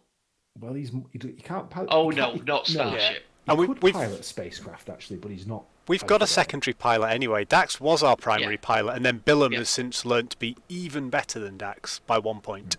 But Dax can still pilot. He doesn't like to have to. He'd rather drink. But, you know, if he has to, I can take the stick of a ship. Which is good, because we've currently got 4 of them knocking around space. Got some good combos, guys. So you've got some good combos there. Yep. We were considering to kind of capitalize on our ships, didn't we, Dax? Yeah, we were thinking about a legitimate business. Turning them into money, like some of them, and so on. Yeah. We were thinking that we've got enough ships to do a legitimate trade enterprise to help fence the stuff that we get from our piracy, and then obviously give King Oleb his relevant kickbacks and so on. Now, Kel, what is your motivation? What motivates you? Long term, it's the restoration of the Kingdom of Drinax, which is my the king's idea. It's like to re-establish the kingdom of Drinax, because I think, well, if the kingdom gets Why not? bigger, I will also get more power and more influence and more titles because I'm part of the established ruling Part of the elite. establishment. But also slowly progressing up that social ladder, like navigating the political intrigues of the court. If a cousin of mine who's slightly higher up in the rankings dies, that's fine by me. You know how you get everyone's there's like Moves a list up. of so like a list, and I'm like 400. But that's better than being in 400 first. You know, you can slowly move up. So yeah, long you've got term, a ton of possibilities there, mate. Potentially. progressing up the social ladder, either legitimately or illegitimately. We can help with that. Exactly. And so making sure Drinax doesn't get completely wiped out, making it bigger, and also progressing up the social standard ladder. And ultimately becoming a walrus. Like his father before him. That's a possibility. But I guess, because technically I could not do anything, right? I could just sit back and drink wine and become a walrus. I don't have to do anything. So I guess we've got the good foundation proving business people wrong, legal proving people wrong has become like illegal. My short-term motivation. I've noticed how people assume things about me, and I really enjoy turning the tables on them. So that's the short-term motivation. The things that gets me up in the morning. But long-term, it's that glory to the Empire of Drinax. It's true though, mate, because I didn't realise you were one of those Primaris, Phil. That picture I saw recently of you with Rob and Mike. Well, you're a big bloke. They're just little squats. They're squats. So it's 6'6". 6'4". I was close. Yeah. I think it's a bit of a hole in that. It's a slope. There definitely is, Mike. We were wearing our heels, honest. Yeah, I had supports in my shoes as well. There's something else I want you to look at, gentlemen. So top right, if you look on your journal tab. Yep. Yeah, if you go to the very bottom of the page, there's a little horizontal tab there that says quest log. Oh, sorry, I didn't mean to have that come out loud. Hands on the table. You'll see available quests, in progress quests. Oh, likey. Completed quests. Oh, thank God for that, because I was like, we haven't completed anything. But yes, completed quests. Yeah. And failed quests. So you'll see it available. There are 3 sort of things that are running there. Plus there's another one about to come in. That is a very, very nice... That's a really nice mechanic, Mike, for what is essentially an open sandbox game. For the GM to say... Here's a little list of things you might want to be thinking about, the things you could be doing, without you railroading us massively. I love that. Yeah. Can I get a real quick thing? There was a NPC crew list. Oh. Yep. And obviously you guys know, but I don't care about the dead people. Yeah, but Silek and Kirsch are worth introducing. Yeah. So Silek is an ex-Marine. Mm-hmm. Have you found the tab? Yep. Yeah, so Silek is an ex-Marine. He's been with the team, been with the crew right from the beginning. He's got a bit of a hot tempo and an itchy trigger finger. He earned the nickname Psycho Silek after he... I still want to work on him, get him sorted. You had that lovely girl who was really big into your research and had read all your papers, and Silek shot her dead because he was a bit... Is he a shooty guy? What's his role in the ship? His mental health has gone down, unfortunately. Yeah. We tried to offer him a chance for some psychoactive reprogramming. We did. But he didn't take up the opportunity. He wasn't very keen. So yes, he's an ex-Marine. He's very much a firearms expert. So Silek and Kirsch were both on our shuttle that crashed on Marduk. So that was Kirsch the job. Kirsch wasn't. Oh no, Kirsch was already on the planet, wasn't he? No. Wasn't he? I thought he was on the base. No, Kirsch used to work for Admiral Darakin. You rescued him from the Sindalian space station. Of course, because the Varga that was on the planet with us with the shirt and tie died, didn't he? Because the thingy dogs killed him. Yeah. Of course, yeah. Yes, we rescued... Kirsch was the only survivor of that space station. So yeah, but Silek has been with us right from the beginning. He was in quest number 1. We all crashed on the planet. What's Kirsch's role in the ship? Is he like Kirsch is engineer or... He's a drunk. Yeah, he's an engineer and a mechanic. He's a drunk. He used to work for Admiral Darrakin. In fact, he was a captain. He was like a little sub-captain for Admiral Darrakin, who's one of the pirate lords of Thieves, one of the pirate lords of the Reach. And he executed a botched piracy action, fucked it up.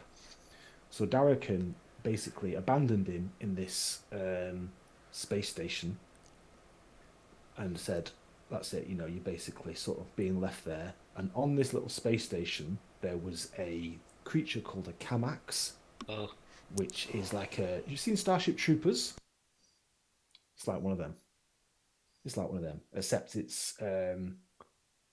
got some acid secreting abilities. Sure. Yeah. Okay. So we went there for another mission. We found Kirsch and we rescued him, and he has been a vaguely useful member of the crew ever since. But he did nearly get Dax killed because. But he did give you the code to Thief. He did. The access codes, and he showed you where the deep space refueling base was. Yeah, he's very loyal and very helpful. We have no question about his loyalty. But Dax is still smarting a bit from an operation we did where I was leaping off a dam in a squirrel suit and flying into a spaceship piloted by Kirsch. And Kirsch messed it up because he was hungover from the night before or still drunk, and I nearly died. So he's been a bad boy, and he's been hit on the head with a newspaper, and he's currently thinking about what he did. Don't forget, Goldtooth died. Poor Goldtooth. I missed that. So that was... Yeah. Got wasted, and so did Mickey's dog, Odin, Cyberdog. So when we went to Tech World, Gary spent hundreds of thousands on his head rig and Lydia and his computers. I spent hundreds of thousands on cybernetics. Mickey spent all of his hundreds and thousands from all the pirating we'd done on this amazing high-tech Cyberdog, and it got killed by the three guys that... Didn't they kill... Was it the three guys that were chasing Ratar that killed him in the ship? Yeah. He died. The security guards that we murdered escaping from Cordan killed Odin the Cyberdog. Oh yeah, there's justification on its own. Ratar is going to make it up to the crew. Money is what I'm going to deliver. To this mix, yeah. Ratar's already made it up to Dax because... Oh, I remember this dude. Oh, of course. You got Stuart, the steward bot. Bot. So what I want to do now... He was from the Goddess Astoria. He was like a little drinks carrier thing that we kept because he was being kicked around by the nobles as well, which is one of the reasons we took them and froze them. Yes, yeah. So if you look on your quest log, you'll see available quests. There's meeting with this Gira Hollis of Acrid. Now that was ages ago. You basically said there was a couple of embassy people, emissaries came over and said... Gira Hollis is the leader of a political party on Acrid. Would like a meeting with you. You've got a thing there that says Ratar's Revenge. Mm-hmm. That might be something you want to chase or might not. And then you've got a little bit of unfinished business on Ogma because the wee Kareem. The wee Kareem. The wee Kareem was captured. So those are quests that you might choose. Plus, we're going to add another one. We got a little bit of revenge, Gaz. An Ogman Raider ship attacked us at the end of last series. 400-ton beast, absolutely stuffed full of the psychopaths, and we cored a hole through it and spaced them all. Ah, good. As revenge, because Dax doesn't fuck with Ogmans. No, we don't have any time for those guys at all. There's in progress quests here as well. There's a bit about the ghost ship of the Reach, which is... oh, yes. Yeah, the Eliza Daniken. The Eliza Daniken, which was never seen again. There's the main quest. Okay, so Pirates of Drinax. So this is our major campaign quest, okay? So your mission... So we never do it, so we never finish the campaign and keep playing Traveller for the next of our lives. Well, that's what Calistinius' objective is to make us try and tick at least one box off on this list. Because it's taken us 4 years and we've not quite got there yet. Is that why Mike suggested playing Calistinius? So we finally go by the quests? We'll never finish it. Your mission is to disrupt trade across the Trojan Reach. Mm-hmm. Is to make allegiances with the different worlds to try and rebuild the Kingdom of Drinax. We're working on that. We've done some good work there. Make your fortune. Kick 10% of all your ill-gotten gains back to your patron, King Oleb. And we have been doing that. Don't be murdering scum because he doesn't want psychopaths. Well, that again. That's in our remit. You know, we've been generous where we can. We've not been murder hobos at all. No. Yeah. We're killers, but we're not murderers. Yeah. And if you win, if you succeed, you'll become part of that kingdom. You'll become earls with your own worlds, and one of you will have the hand of the princess. And we can see who that could be already. The hand of marriage of Princess Rao for one lucky fellow of sufficient cleanliness. It's sheer warless. Sufficient cleanliness. Damn it! And I was thinking Captain was a shoo-in. Best King That's really cool picture. It's a good updated one, that. Yeah, I much prefer that. It's yeah. It's a chance for the GM to play Brian Blessed. Yeah. So that's him looking a bit narky. So that's that sort of major campaign thing. You'll see underneath that there's another one there called the Treasure Ship. Oh.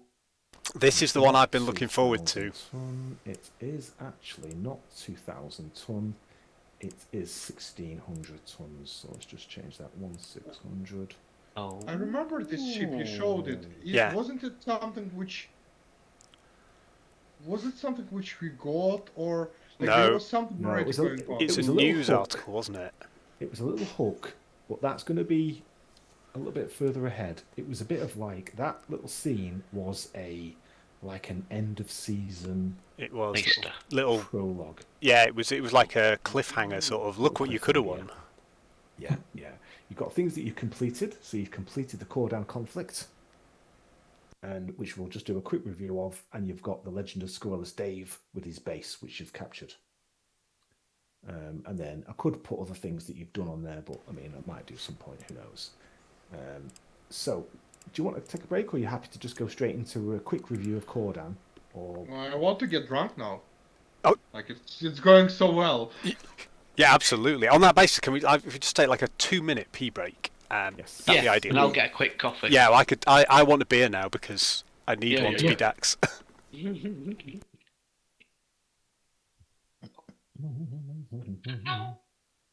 not going away. I'm just going to get a quick second beer.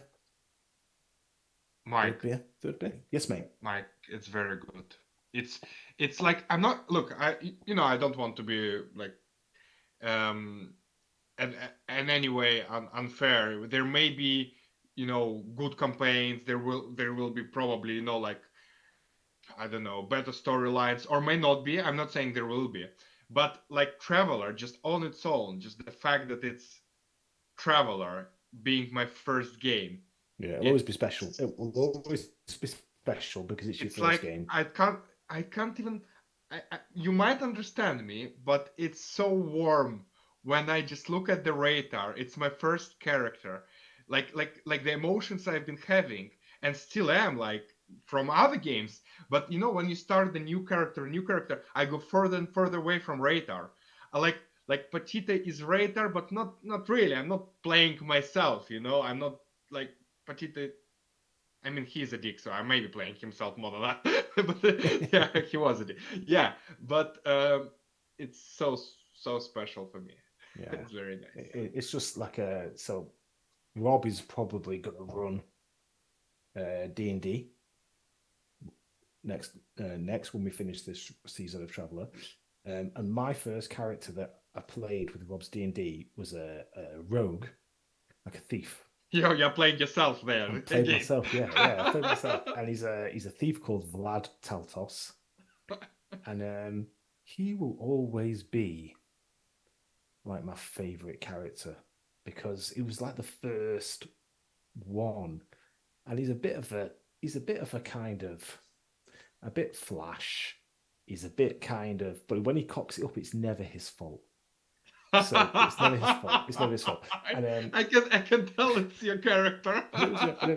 So there was a scene right in our first or second adventure where I was trying to climb up a wall, and it was too wet, and I slipped down.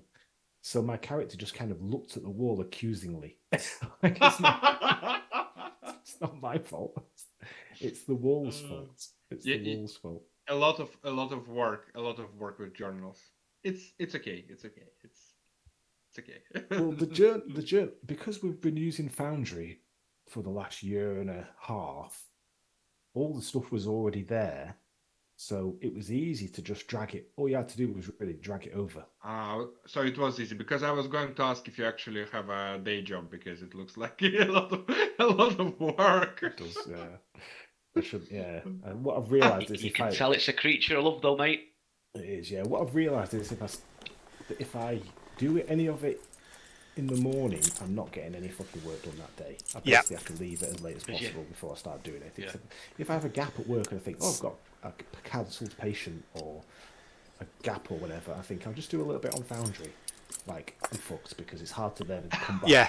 It's hard to then come back to the work concentration. I've realised I've just got to stay away from it at work. It's just too distracting. Yeah. Right, so we're going to quickly go to Cordan, which was the last planet that we arrived on.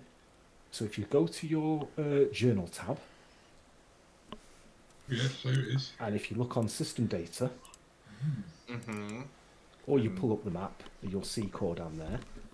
So just make sure it's all visible for you, observers. Okay. So you'll see a little bit about Cordan. It's a bit of prize. It's agricultural. It's low population, kind of rural. Yep. There's a map there, Cordan UWP. One of the things you can do on the, on the little chat messages at the side, at the side of the screen on the right, basically where your roles go to. Yeah. You can type, and if I do it now, UWP Cordan. Oh god, yeah, you put all these funky little mods in. There, and if I type the Trojan Reach, yes, there, Phil, it comes up. What do you type to get something to come up? Can you see that? No, it didn't come up for us. Message. So did you just type UWP Cordan? Yeah, public role. Oh, is it have to be /? Export chat log. Let's just say. Oh, yeah. You type forward. Well, that's just Palestinians in the house.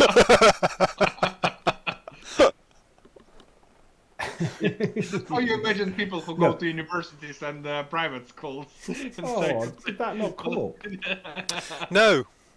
That's really disappointing. Why has it not come up? I wonder if I... Do you need to update the mod or re-enable it if it's been updated? Because I'm sure at the end of last season that worked.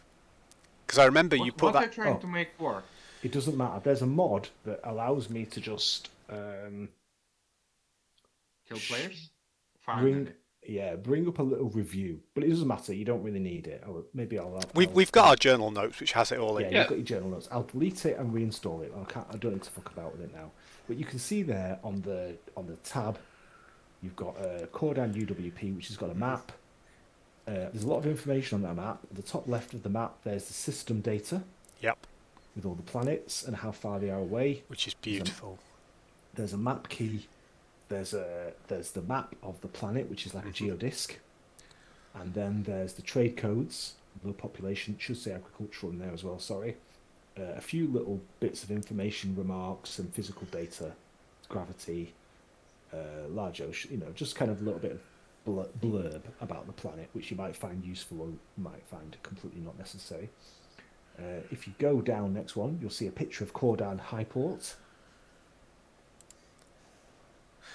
Know it well, can't go back there. Oh no, we're away from that, good. Yep. Which is the one that you blasted out of. Yep, so to get Ratar. Ratar is wanted there, we are now all wanted there, but we do have girl fans. Got girl fans. You'll see, if you go on to tab number 3, you'll see the landscape of Cordan, pretty beautiful. Beautiful. And if you go further down, you'll see Cordan Downport. Yes. Which was where you landed. This is in the territory of Baroness Lux. Which is a kind of Mediterranean kind of landscape, very beautiful. And this was the Baroness's palace, which is now our. Oh no, is that her? No, this is not your. This palace. Is her palace, isn't it? Yeah. This is her palace. Yes, you didn't go there, but you did later. Yeah. Yeah. You didn't go there, actually. You went there later. There's the Baroness herself, Baroness Lux. The one who Mickey really liked, and. Andy, did you not try and flirt with her really unsuccessfully when you first met her? I did try and flirt with her really unsuccessfully. That adds up to motivation to become richer, because you know what? Riches get Anyway. Well, splash the cash and she'll flash her anyway. Yeah, you'll see this was the mission brief that she gave you. Yep. To infiltrate the border region between the two barons, trigger problems, destabilize the region, foment dissent and unrest. She doesn't want an all-out war. She just wants to weaken the two opponents so she can go in and become there were three barons on the planet, you see. And we did it in the most convoluted and bizarre way possible. We actually did succeed in that. Yeah, we did. Yeah. Because this is a completed quest. This is why it's in the library data, it says the population is only 2,000 people. Is that the whole planet? No, 2,000 people in of the 2,000 people of the baronial households. Well, I agree that that's the only number. Yeah, so only 2,000 as far as Calistinius is concerned, but other organisms are on the planet. Yeah, they count as citizens. And then there's several tens of thousands of non-citizens. Let's just call them workers. Sure. Drones. Yes, yeah. You don't get a voice. So there's the map of this disputed region, which was the really nice region. updated map, that, Mike. Yes, I changed the map a little bit. And you guys started by assassinating Josephus Agraki, the tax collector, who was the tax collector for one of for Baron Halley. And the idea was to sort of assassinate him in the territory of Baron Ferro, and hopefully Halley will think it was Ferro that did it. And then you did that quite successfully. That went pretty well. Although it cocked up a little bit in the space in the downpour, didn't it? When you tried to hack his phone, and then he saw something was going wrong. And then there was a bit of a chase through country lanes, and then there was a bit of a shootout and a bit of a car smash. And but you did sort of kill him in the end. And then you got word, and that's pretty much where Dr. Zim. Where Gaz didn't join us the next bit. Then you heard about this dam, because you were saying about blowing shit up, and blaming one of the other. So you heard about this dam, Yingsai Dam, which was a big hydroelectric facility. You weren't going to be able to blow the dam up, and it's amazing actually. Apparently, if you start going onto Google and googling how do I blow a dam up, apparently it's not something you should really do.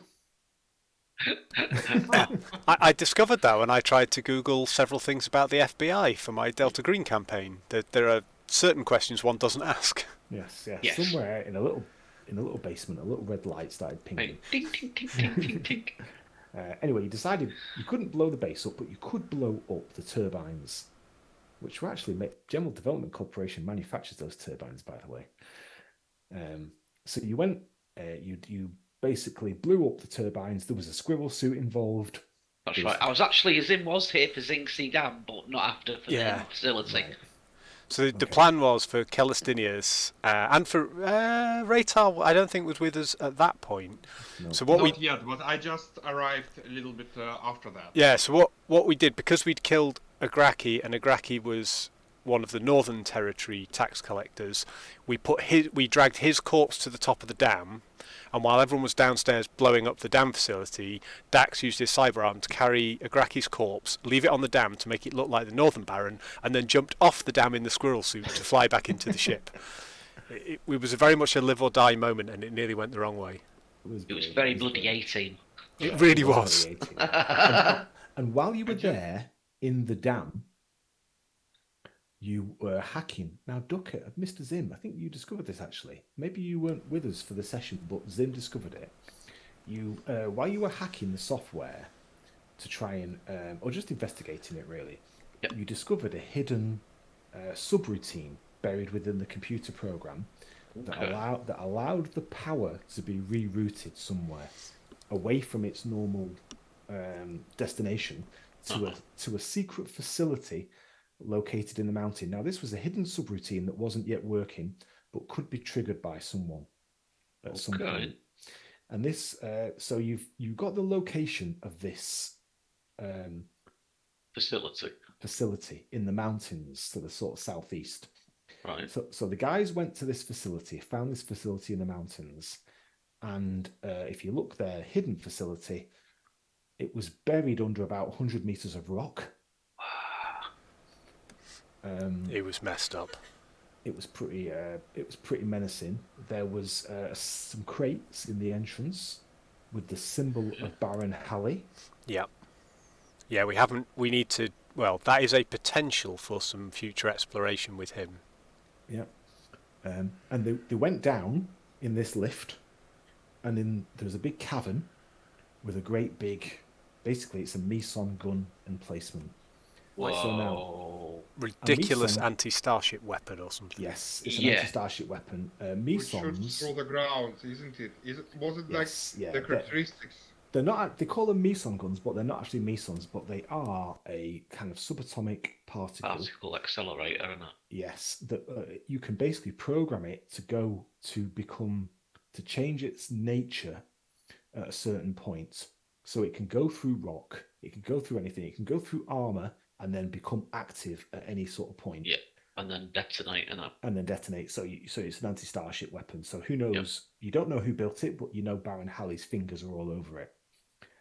It's very different technology, right? So it's assumed that on Cordon there was no one with the technology level to actually build it in-house. Yeah. So there is some sort of external organization or somebody. Yeah, meson guns are really high tech level, aren't they? Like 14 or something 40, plus, 50, I think. Sort of 14, 15, yeah. Could you use it on something that wasn't a starship? I mean, could it be turned? Could the Baron have planned to turn it onto his enemies on the planet, or is it only an external? No. You could fire it on anything. Okay. Yeah, and we'd heard some rumours, hadn't we, that the Baron had been trading with sort of off-worlders. But we didn't know. Off-worlders. Yeah, strange off-worlders. We didn't know who, but we thought they were perhaps responsible for giving him the tech. And did Jar Jar Binks name it? Is it a Misa gun? Misa gun. Misa gun. Misa make you so sorry. There were some robot guardians in there. So if you look onto the robot guardians,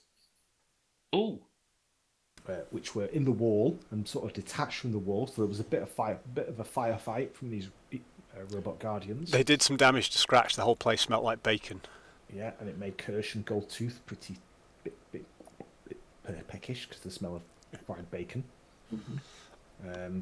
But you couldn't find out much more about it, and you decided from there you were going to go to Ellerton, which was a village town that was in the territory of one Baron, but culturally was more associated with the other one.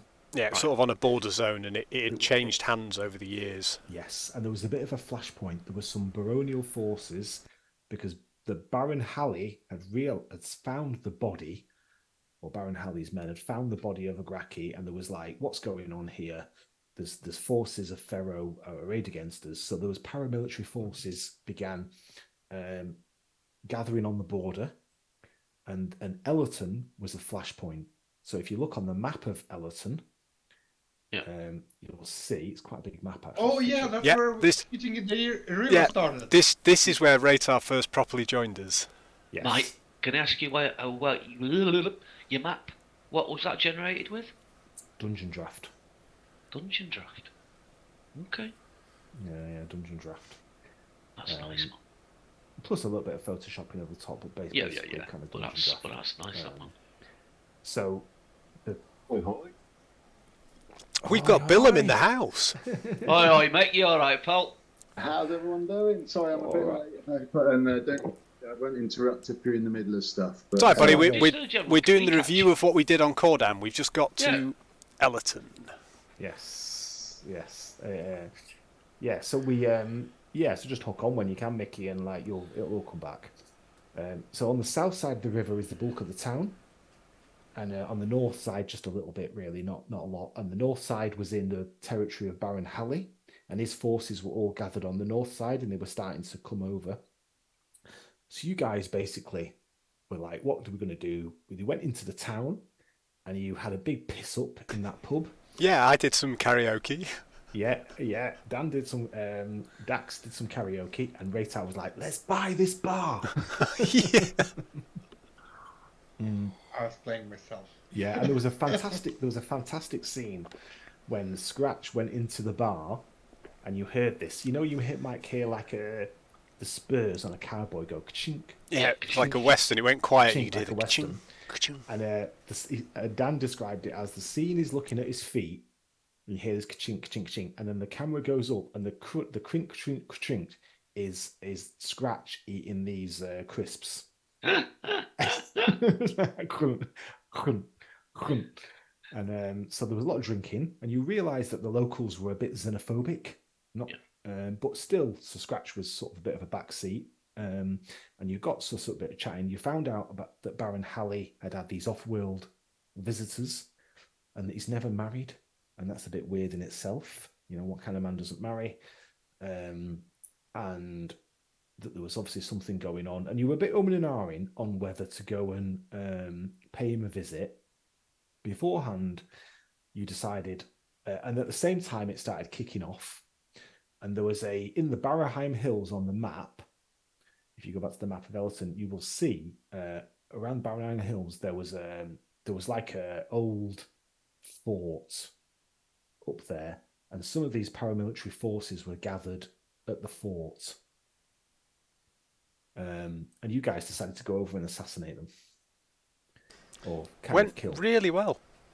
It went really well, but before you did that, you decided, you realised from Dr. Zim and his use of the Harrier's superior technology, you realised that there was a force that's just northeast of North Bridge on the river. There's a little copse of trees and a couple of farm buildings. So if you're in the journal tab, Mickey, under system data, all of these little bits we're doing are under Cordan. Gotcha. Cool, thank you. Yeah. There was a truck, big truck, with a couple of kind of guards, and the guys came in through the trees, approached from the east, moving west through the trees. You took out the two guards, and just as they took them out, a huge robo murder dog, as christened by Billem, appeared, and this you'll see there, huge robo murder dog, this great big automated artillery unit. Artillery. Yeah. Well, like heavy laser weapon. It climbed out the back of the truck, and shit got real. Yeah, and it melted. And Dan was saying, I thought it was like an ogre, and then one shot it melted, completely melted Scratch. Goldtooth, sorry. Yeah, completely one shot. Melted Goldtooth, and then Dan said, actually, it's not an ogre, it's a dragon, isn't it? This is a dragon. Yeah. Billem played an absolute fucking blinder, because as everyone was backing up, he was like just... Can you relay this bit, actually, Bill? Because you'll remember this bit well, because it was a highlight of this season. Yeah, it's certainly one of those enjoyable role-play moments. So Billem realised that an artillery weapon like that is not the sort of thing you want to give range. So he was like, the only way we're going to survive this is getting up close and personal. Yeah, cool. So he did what Billem does when his adrenaline and he goes into his fight or flight mode, and he either becomes a complete chimp or a fucking legend, and he turned into fucking legend mode and jumped on the back of this thing. And like there's the picture, isn't there, of the cowboy riding the bomb all the way down, the nuclear bomb. He basically did that to the robo murder dog and just pulled out the gun. And I think there's a scene also in one of the Tomb Raiders where there's like a robot and she's just pumping rounds into the back of the thing. Or it might be an Ed 209 actually. We might even be going back to RoboCop 2 or something. So it was booking like that. And he's holding on, going woohoo, woohoo. Yeah, it was like the Friday before I'd actually been on one of those bucking Broncos. Bucking Bronco, and finally managed to find purchase because he has quite a big Magnum, I think, didn't he? And he managed to get around into some of the sort of sensitive gubbins of it, and we wasted it. You wasted it. Shut down. Whoa. Yes, yeah. And then you went from there. You went. So you wasted that thing, and then you went back to the. You went to the sort of command point, which was in the Barrowheim Hills, and there was a group of soldiers there directing operations, and you guys took them out. You guys took them all out. I've not got an image for that, but it doesn't matter. Like you guys took them all out. And We Silek had nearly this- all died, except Silek saved us with the pulling off a better squirrel suit job than I did, which I was slightly narked about. But I was also very glad to see him because we were getting slaughtered. You took a couple of them out, and then there was one guy on the top of With a sniper rifle or something. with a sniper rifle, and he was shooting, and the bullets were going through the truck. That Yeah, you well, guys I were was hiding in, and he was like, I'd bang, killed bang. one guy, so I was lying down in the truck, just hoping he couldn't hit me with a bullet because I was trapped. It was ace. It was ace. It was class. I think, sorry. I think it's just so important to mention to our new members of the group, who wasn't on that session, that when Mike says "you guys," it actually means everyone except Raider, even NPCs except Raider, because Raider is like just Raider always wasn't really away even- from the action. I was He in was the orbit. In the ship, he was up in the ship trading like he always is. Yeah. In the same way that at the very end, we'll come to in a bit, he wasn't there for that either. I was playing NPC like during the most important moments when like they are fighting and doing all that like heroic stuff. I'm playing as an NPC, but even NPCs are playing more than I am, which is like my favorite game. Making brokerage rolls. The NPCs have got Yeah. more XP than Raider. Yep. Okay, and then we're going to cut. So then, if you go below Huge Robo Merge Dog, you'll see the Ship Syndicate, which is we cut to Raitar's session there. Yep. You'll see the breaking news. We'll see the Criminal Syndicate, which is basically the mob. In fact, actually, let's change that from the Syndicate. Let's just call that, because that's the Ship Syndicate is really. We're going to call that the mob, the Cordan mob. Oh my god, I'd forgotten about me and Raitar, all dressed up. That's such a cool picture, isn't it? There's the Dax and Raitar because they dressed up as cleaners and tried to sort of sneak out. We did sneak out, to be We fair. did sneak out, yeah. There's a bit there about the Cuda girls and your fan club. Oh yeah. Yeah, this is Opal Twice Vact. I who's love the Opal. She's amazing. She's the Oh, tough as cool. old boots farm girl who's potty mouth and bad attitude. Has seen her space twice. God. She's a pirate, mercenary captain, and now illicit arms dealer. Ooh. Yeah, we used her to get the explosives that we used to blow up the dam Blow the bomb. or damage Blow up the dam. Yeah. Ooh, And she she- could and be she- handy. Yes, so she had I love the scars on her face, which is Yeah. like from the thing there. So she is total badass, and she basically said to Dax, "I need you to sort of get this guy off the space station, off the high port." You had to negotiate Broker Tom, who was a broker bot that could smell. Oh god, yeah. Didn't I have to distract him whilst Raitar snuck past Yeah, covered in yeah. bleach to change his smell? Yes. And you were like, "I'm talking to you," as she was trying to do a deal. Yeah, so at some point, if you're ever bored, that one think shot we of both me were. rescuing Raitar was the most fun we had in a while. It was a lot of fun. Was he yeah. going off pheromones and stuff or something? So- Yeah, Yes, it- yes. yeah, it was terrifying. Yeah, and I really liked, and this was the first session Andy had played of Traveller, and you just dived Of into it. any tabletop RPG. Yeah, any tabletop, and when you saw I introduced the broker bot, and you went to Dax, you went to Rob, you went, "Here's the thing, that robot, he knows me." And I was like, he's got it. He's got Yeah. it. He's got it. You were just running with it. And he's like, we're gonna Yeah. he knows me and he can smell. He's probably gonna smell me. And it did. As you were trying to Oh, sneak that's past it cool. like that. That's why we put the bleach on, and I think put the Dax bleach was Right, doing a good job. that's where on, the bleach comes Well, from. and it was Right. it smelt him anyway and turned round. So Dax just grabbed its head and snapped it back round and was doing his sort of sales pitch because I was trying to sell him the Cordanian pears that we legitimately do own in Yeah, deep yeah, space. that's true. So I was trying to do a deal with the Cordanian pears that we own, but yeah, he lost his attention on me and I got slightly fed up. Then if you go down, you've got Mablinga Cassie. He was a bureaucrat. This was the nut that Dax could not crack. Yes. So Dax basically got Raitar out of there, but we needed to get him some forged documents so we could get through Starport security.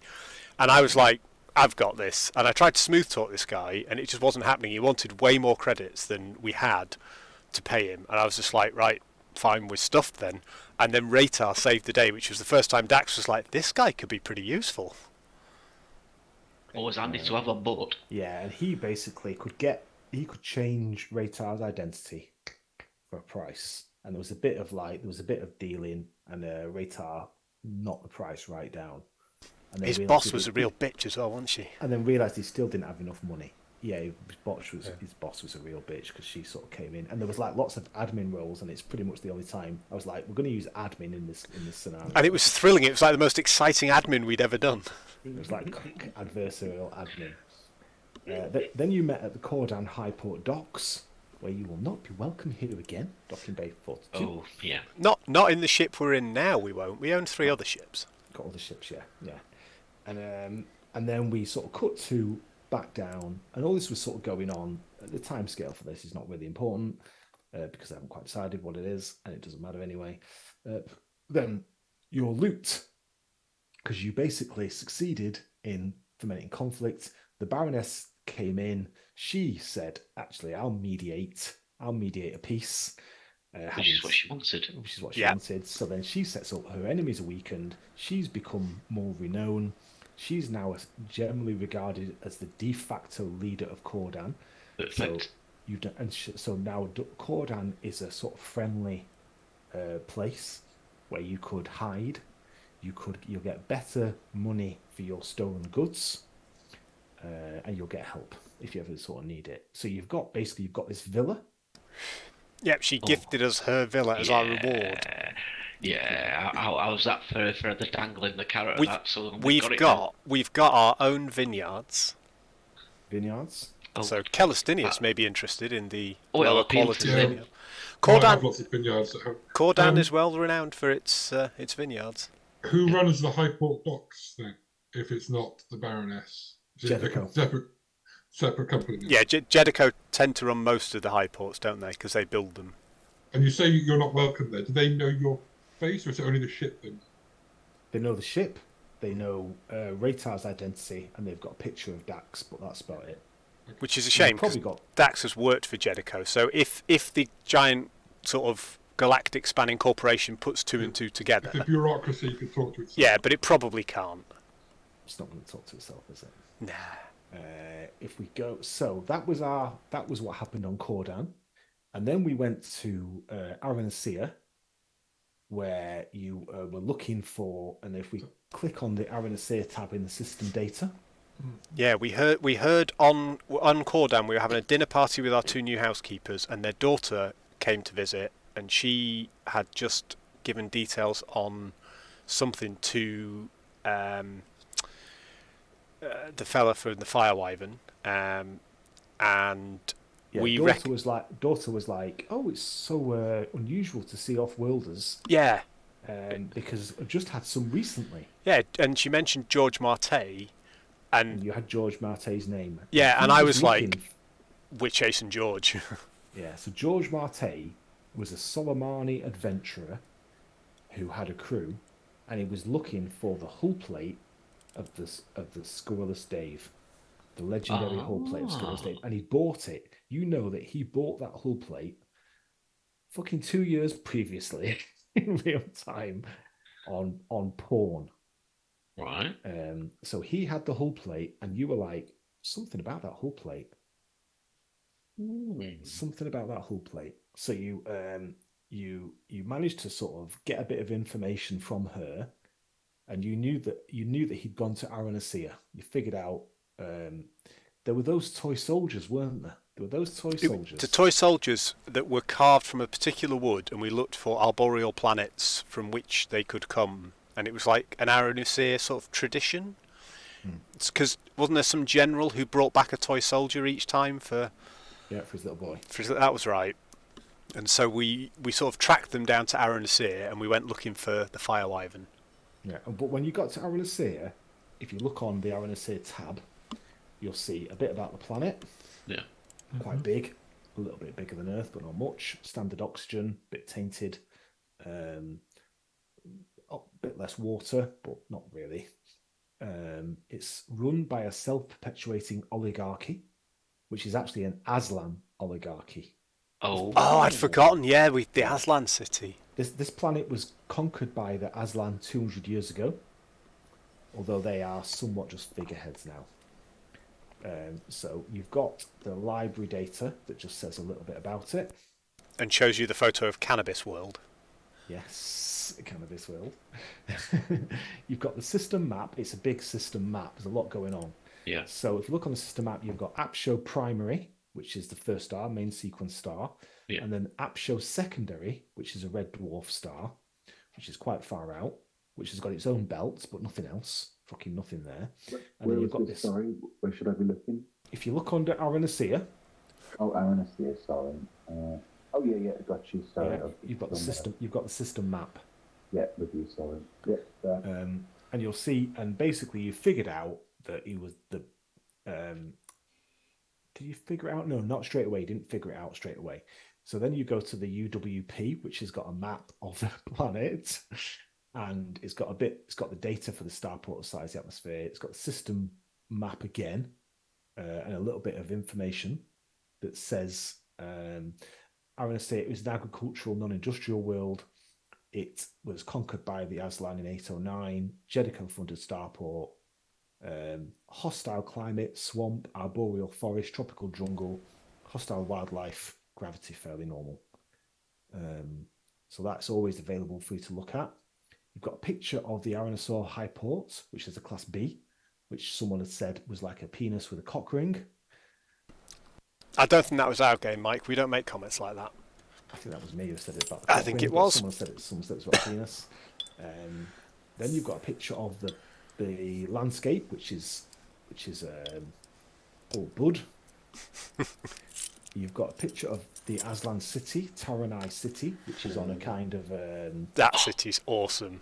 Yeah, which is on a kind of like cliff side with waterfalls. Beautiful.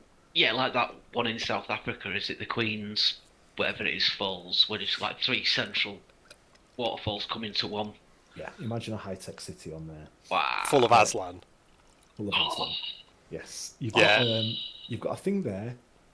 Aranacea River Wardens. Aranacea's deadliest rivers. Oh, of course, there was the TV shows. Featuring Sam Frazzetti. Now, the people of Aranacea, one of their major exports is reality TV shows. They love it. And Dax had realised when they got in the system, there was this massive back catalogue of Aranacea's deadliest rivers featuring Sam Frazzetti, and he was binging on this show. Well, I got hooked on fishing. When we got the villa from on Cordan, the groundskeeper taught Dax how to fish. So Dax became completely obsessed with fishing. And then when he found River Wardens, that was it. He's just been binging this show the whole time we've been in system. Yeah. Wow. There's another show, Woman versus Woods. Which bill 'em like that one more. I don't know why. With Kate Al-Kabashi. Now, one of the things about Sam Frazzetti's show, he's got a big team behind him. So some say it's not raw enough. He's got a lot of support. Kate Al-Kabashi, it's one girl, one woman out there. She's got a bit of an axe to grind, apparently, but she does get some really good good adventures. She's a bit of more of a newcomer on the scene. We also met Gerald. The Bwap. Is it Bwap? Yeah. He's a Bwap, yes. He's a Garat. His name, Garata Awakanicha. Sorry, where is this? Where are you looking for? Where are you seeing this? Sorry, I'm not going down all the system data in Aranacea, each of the tabs on the left hand side. Oh, okay. This cute wee guy. What's this guy? What number is this one? Number 9. Number 9. Oh, yeah. Okay, Yeah. okay. This was Jerry. Jerry was a pain in the arse, but we got past him. You realise that probably, or you suspected that a good place to start looking for George Marte and the Fire Wyvern was at the High Port, and there would be a log of what ships went in and what ships went out, probably with a destination posted if you wanted to be safe. And you did a bit of chatting to him, a bit of a carousing in the bars, and you found that Marte had jumped out. But he had something. You were like, well, he's probably looking for something in the system. Yeah. So where's he jumped? You can do an in-system jump. You see, you don't have to jump out. You can jump in. You could arrive back where you started. Mm-hmm. It always takes a week. Yeah. And you reckoned he was jumping to the system outskirts where there was there's a gas giant, wasn't there? A gas giant called Apsho 6. That's right. Yeah, and it had a load of moons. You also, while you were there, you saw a little symbol for a group called the People's League, which are a kind of human-centric organization that are opposed to the Aslan oligarchy. Like ethno-state type racial alliance. They're just more like I want to say it was a human planet going back thousands of years. Yeah. The Aslan have come in 200 years ago. So there's always going to be that resentment, isn't there? There's that resentment, yeah. Although they're kind of hardly present, really. They're more like figureheads, but they do own a lot of territory. There's a picture of Apshel 6, which is the big gas giant. 51 astronomical units. It'll take quite a while. I think it's about 13 days for the coup to fly there, or 1 week to jump. It would have taken something like 30 or 40 days for the Firewyvern. The Firewyvern to fly there, yeah. We've got the surface of the moon. So you found this moon. Oh, that map still terrifies me because we did space combat on it. Yes, yeah. So there's this moon about 60 kilometers in diameter, and there was a big trench through it. And the fire. Hey? And a base. Yeah, the base in the trench. Yes, the Firewyvern was moving slowly over the trench looking for this base, and you were like, it's fucking looking for the base. This was the crew. Ooh. You'll see the crew there. George Marte, Anna Leal, Nicole Ashraf, and Pablo Moul. Oh, we haven't killed these guys, have we? No. I'll let Mike tell the story, but we haven't. I'm Jason Head. Oh, me too, mate. I'm going to get a little bit of role playing in. I think we'll just about get it. We'll get through this in about 5 minutes. We've got the Wraith class Augment Raider. So I've changed the image for this. Oh, you've changed the image. Changed it because the other one was basically too big. It was too big. This fucker showed up just as we'd crippled the Firewyvern and boarded them, and we were having peaceful negotiations, and we got the hull plate off them, and then the freaking Ogmans turned up. Oh, looks like. It's all right. I responded in an appropriate manner. Yeah. What did you say? I believe we ended the episode. Mike was like, "It's the end of the episode, but these have turned up. This is Al Khalil of the Ogmans," and we were like, "Ogmans?" So Dax just got on the comms and went, "We don't fuck with your kind, my friend. Turn around and fuck off." They don't help themselves, do they? No. They don't help themselves. They don't. Their publicity engine's rubbish. So I just told them to get fucked. At which point Dan was like, "No." So then we had to fight them. You brought them. And actually you wasted them, didn't you? Because we wrecked them. 2 ships and you were a lot quicker. So their ship was 400 tons, yours is 200. So Billum was flying around them in a circle at our optimal range, outside their optimal range. He was just flying around them in a circle while Scratch was just putting holes through the hull with our particle barbette. We annihilated them. Yeah. And then you got access. So that ship is basically smashed to pieces, but it's floating out there. Yeah, it still exists, but we basically it's crippled. And I want you to have a think about that because that's a loose end.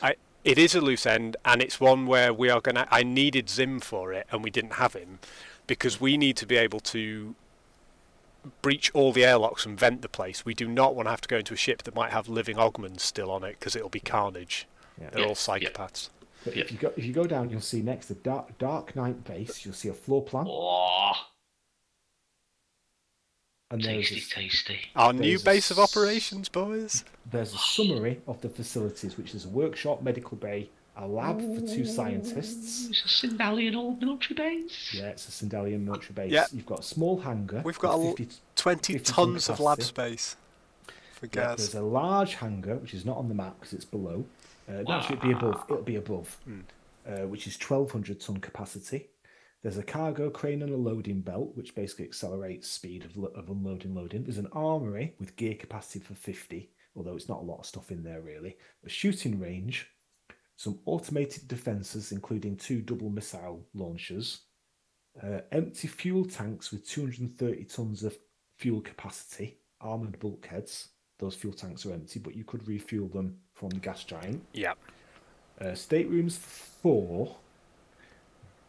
That Scratch was talking about bringing his ship, which he's got a ship in another system. Yeah. He was talking about bringing that over. Barracks for 10. some heavy exterior doors with radiation shielding. Excellent. A field reactor with 45 power points output.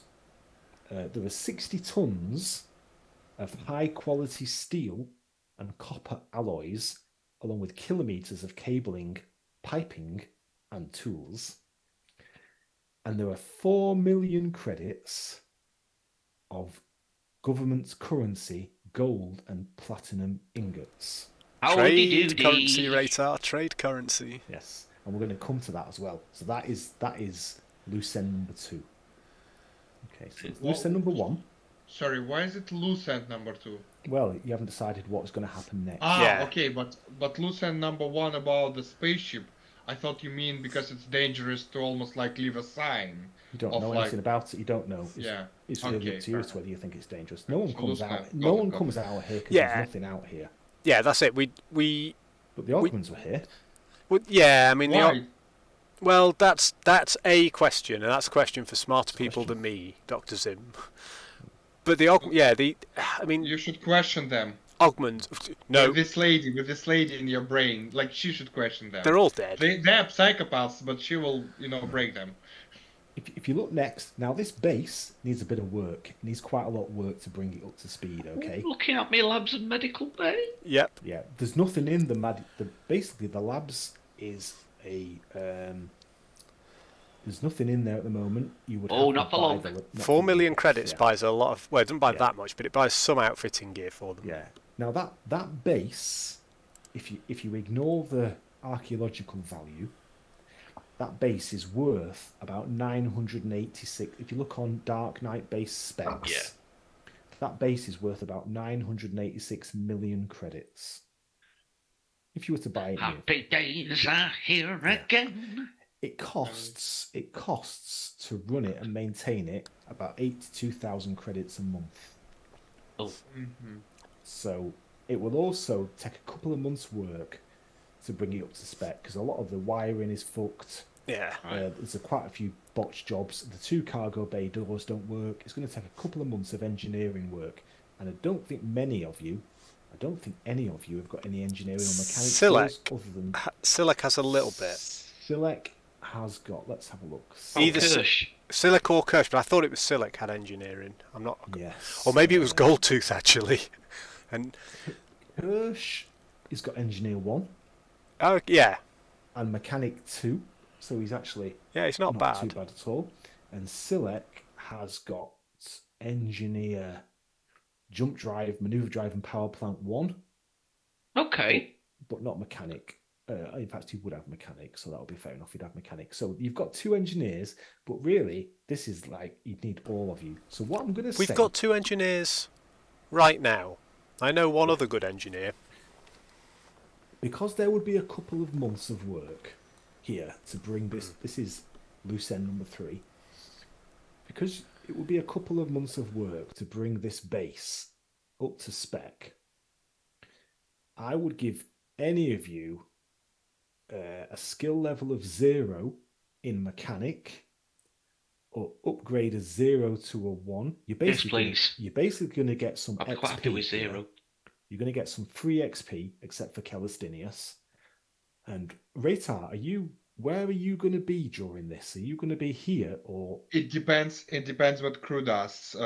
Because I'm not with the crew, so it's up to them. Okay. So have a little think about that. So you could have an XP, but it would have to be spent on something that you would use in the base. Engineering we will discuss. Yeah. Or Tim will decide. Or maybe like a 0G, maybe if there's any work that needs to be done. Does it have gravity actually? Backpack suits or anything like that? Yeah, it's got grav plates. Yeah. Yeah. Okay. And Gaz, the other thing as well, the base was trapped. Yeah, I was going to say it was full of traps, metal spikes, dart traps. Yeah. There was a lot of work for Dr. Zim. There was a laser beam that goes along the floor to cut your feet off. Yep. There was a flamethrower in a moose head. Yeah, we got very lucky not to die. You didn't see the exploding beer can. But there is an exploding beer can. Oh, I mean, you know how to trap us. That woman at the starport who needed help and an exploding beer can. I mean, we're just walking stereotypes now. You'll see the pictures. You'll see a picture of the control center, which is a bit like a Starship Bridge. Yeah. You'll see a picture of the workshop. Mm-hmm. You'll see a picture of Hangar A, which has got a capacity of 50 tons. There's that hollow creature, which dropped... That was cool. That thing, we fought that for the longest time till we realised that we were shooting each other because it was a complete hologram. We panicked. It's a good sort of defence, though, isn't it, to start with, anyway? Yeah. There's Hangar B, which has got a capacity of 1,200 tons. Did you say I can increase mechanic to 1? Can I do that now, or should I? Well, if but is that if we work on it for a couple of months, or is that? Yes. Because we've got one decision that needs to happen like the day we take this base over, and we haven't got there yet. Yeah. So you've got some laboratories or space for laboratories there, so you'll see that, Gaz. There's Really a medical bay. nice. There's a medical bay. You know that Loving thing in Empire Strikes Back with Luke? In the floating back down? of the tank. Yeah. There's one of them. Never seen it. What? Someone kick Ratar off the call at this point. It's joking. You ask a question like to a team of nerds. Yeah. If we ever seen Star Wars, I mean, what sort of question is that? It's like, can you imagine like someone is like Star Wars? Most of us could probably tell you how much power it takes to power a Bacta tank. Probably could, yes. You'll see the reactor room, which has got a fusion reactor. It's not particularly high tech, but the less high tech you go, the more repairable. Well, Fusion reactor, my friend, powering the whole reactor. base. Yeah, powering the base. There is I'm a just looking at 27. Oh yeah, Sentinel. I killed that with a sword. destroyed Did you? this. Yeah, mate, one-to-one combat, I decimated it. Yeah, it was like a box, and then it basically Just unfolded. unfolded. Yeah. Basically, it's like an ABC. It's an ABC warrior, but you've told it. It was only like 60 to store though, wasn't it? It wasn't that hard. It was extremely difficult. I mean, to be fair, I've taken 7 damage to my endurance, but in 2 months that will heal. Was that with the vibro sword? That was with my monoblade, yeah. Oh. Mate, Dax with a monoblade now, I can move 12 metres around because I've got the enhanced legs. The arm gives me a strength of 18, and my blade skill is up to +3. You wasted it. mate. Dax has given up on guns. I run into combat, and monoblade, ignoring 12 armour each turn or whatever, Yeah, just it's a winner, innit? dices. I was really gutted about that warbot because it basically has like a shoulder mount with space for a missile rack, which wasn't mounted, an integrated laser thing off its chest, and it was like, you've been away for a long. It thought that Dax was Scurrilous Dave. I am Scurrilous Dax now. But then he failed his persuade roll, and it went, you're not fucking Dave. He's very rude robot. Yes, rude robot. We've got a picture of Scurrilous Dave himself. So I don't want to pause on this or give the GM any extra work, but I did say at the end of last season, Dax now wants to be wearing that hat, and I don't know if you can do a better job than I can. Either you in Midjourney, or I know Phil has Photoshop skills and Mickey as well. If I can get a picture of Dax, possibly in that hat and maybe that outfit, if that hat is in the base, Dax wants to be wearing that hat at all times now, because he's going to start calling himself Scurrilous Dax. You've got these 3 attack droids. Yes. Yes, they came as you were in the base. They came over to you, and you were like, "Oh shit, it's going to kick off again." And one of them was like, "So, Dave, what do you want to do now?" I'm afraid I can't do that, Dave. Yeah. Now you need names for those, so you can give them names if you want. My instinct was Huey, Dewey, and Louie, Perfect. but you can definitely call them. That's what I was gonna. Yes. Yeah. Now these droids Or are Curly Larry and Mo. Yeah, they're not terribly bright. They can act autonomously if given simple tasks.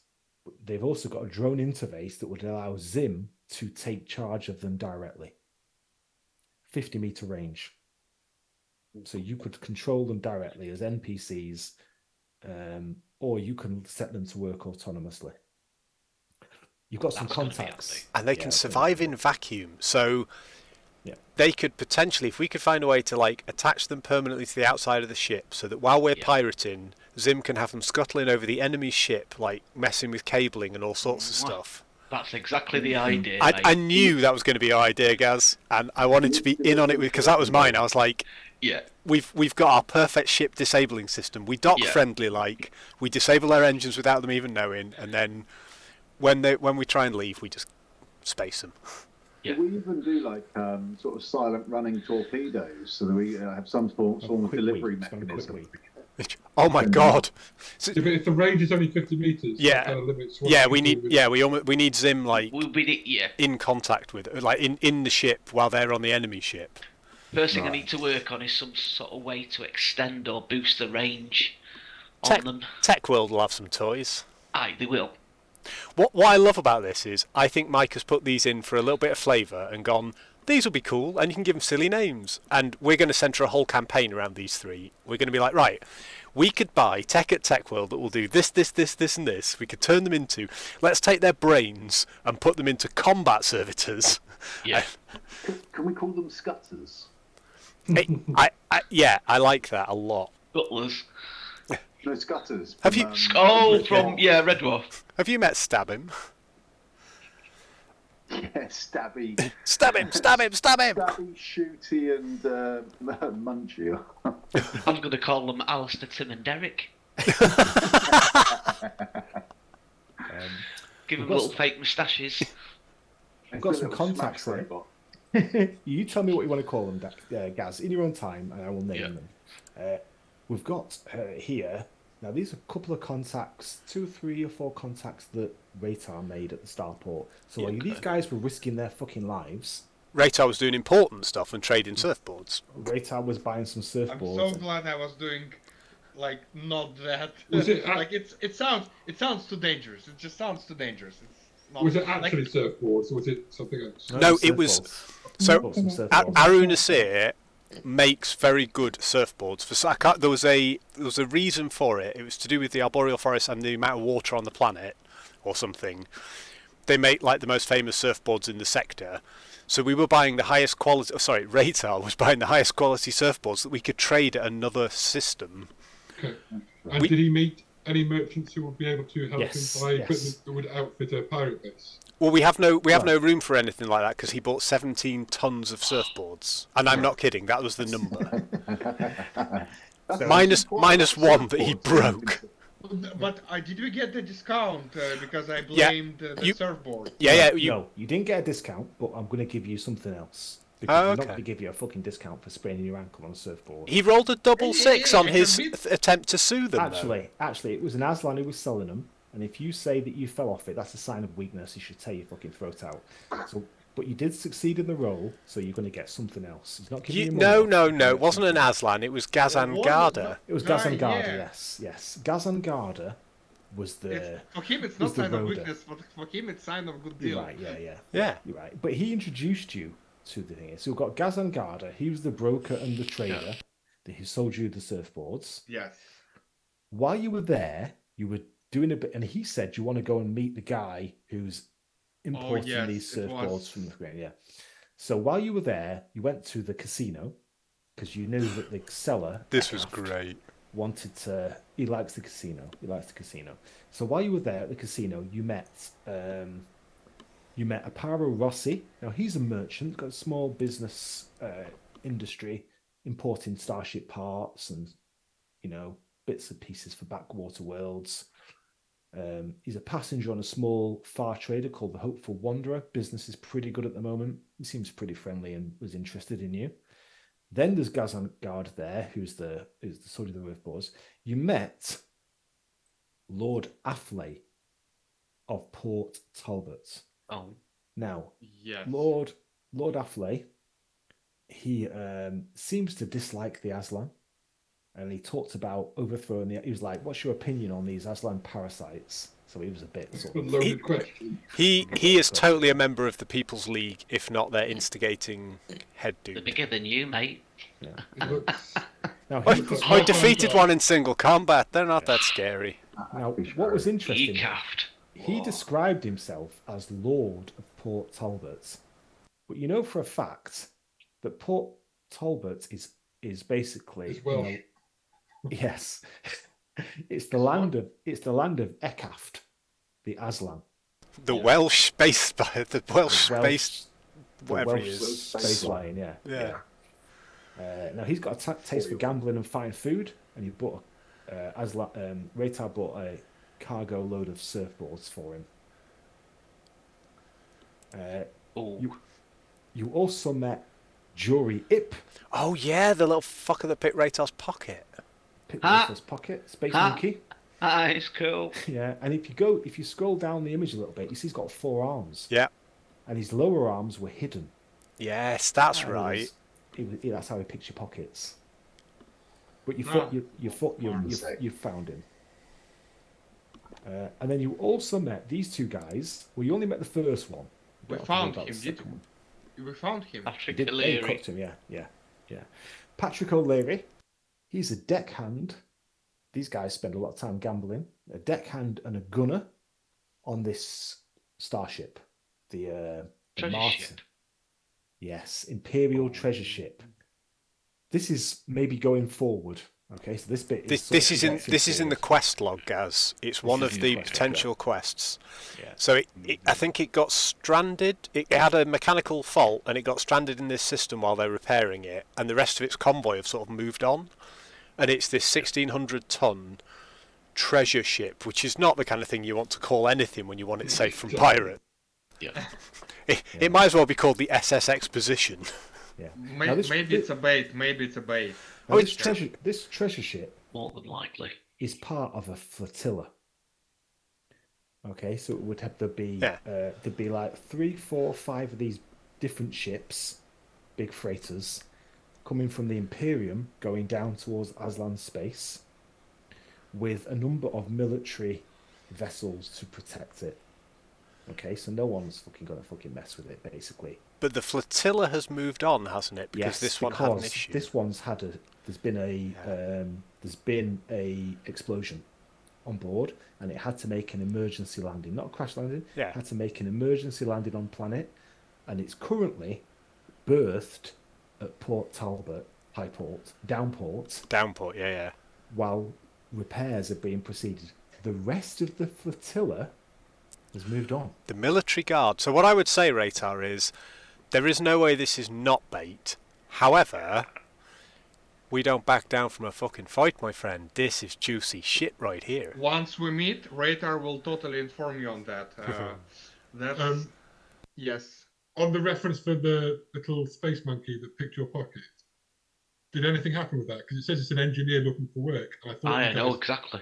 Needed an engineer. So did you speak to him about that, or once you found him pickpocketing you, did you kick him in the nuts? No, well, I mean, luckily Ratar will definitely not have hurt him, because Ratar is incapable of hurting anything. I don't remember. I think you got the credits back, but that was about as far as it went. Maybe we could revisit this. That's a good point, especially given the spaceship.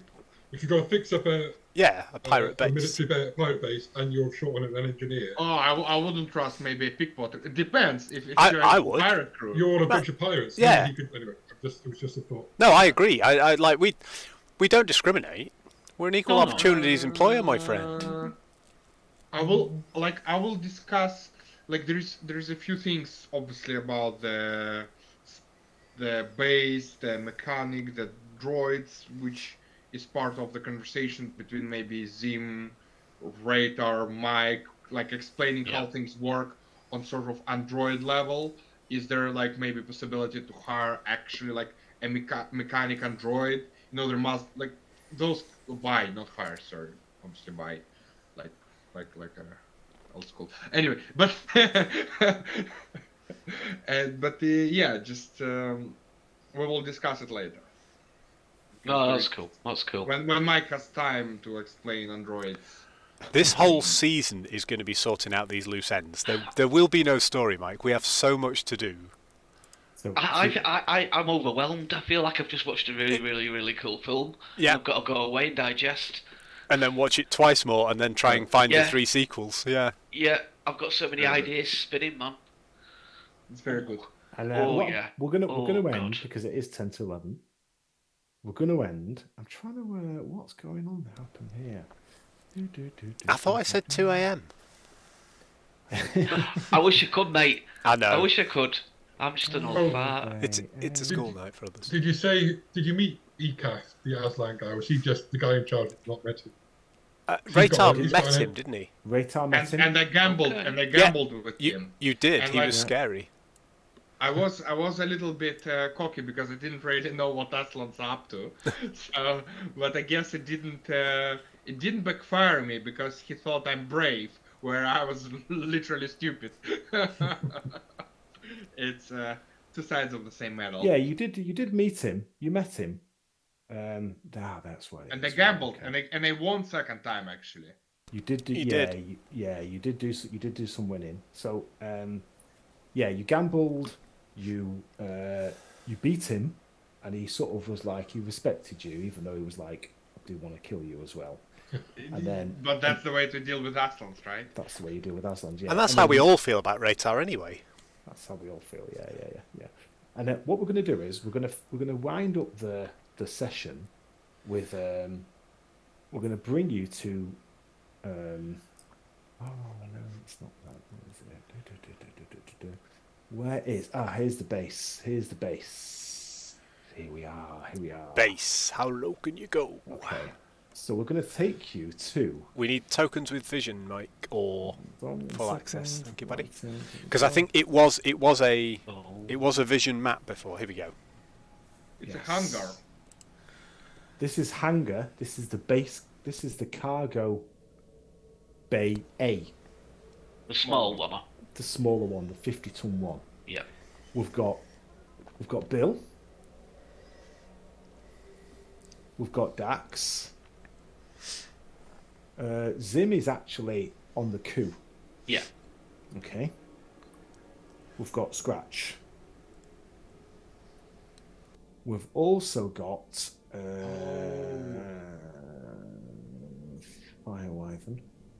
Is it for people like, didn't Dax were about to decide what to do with them, right? Yeah. That's very Dax, very serious. It is. Dax has some ideas, but obviously, as with everything, he wants to have a quick chance to discuss with the crew first and just see that we are all of the same opinion. I'm captain in name, and obviously in stature, but you know, we make decisions as a collective. Yeah. But I have an idea for this, which I'm not sure Dr. Zim will be. I think Dr. Zim will be on board with. I went with double negatives there. Now, this final scene, just as we come to the end of the session, is you're gathered in this small cargo bay, cargo bay A. The air is bitter cold, and the surfaces glitter with this scintillating frost. You can hear the whine of the atmospheric scrubbers as they work to reoxygenate the base, and overhead the lights flicker on and off. Clink, clink, clink with the... Yes, there's a bit of ting, ting, ting, ting, ting. You've secured the base, you've taken out the various threats, and you've turned the automated defences off. And you've appraised the treasure that you've got, these gold ingots and all the sort of cabling and equipment and stuff like that. And then there's this scene where you're facing each other across the hangar, and everyone's looking at each other a little bit nervous.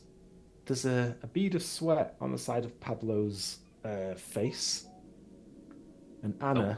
Don't guys. Anna looks nervous. But George, he just looks relaxed. George Marte. That's George again. Don't worry, Zim, I've got this. George on. That's George. He looks kind of relaxed. And he says, well there. We're in a pretty pickle now, eh, boys? It's a pretty pickle, isn't it? What now, eh? So what now? It's your move. So Dax will step forward, and I'm sort of seeing this in the moment. You know, we haven't had time to do a lot of conferring. We explored the base together. We found the base.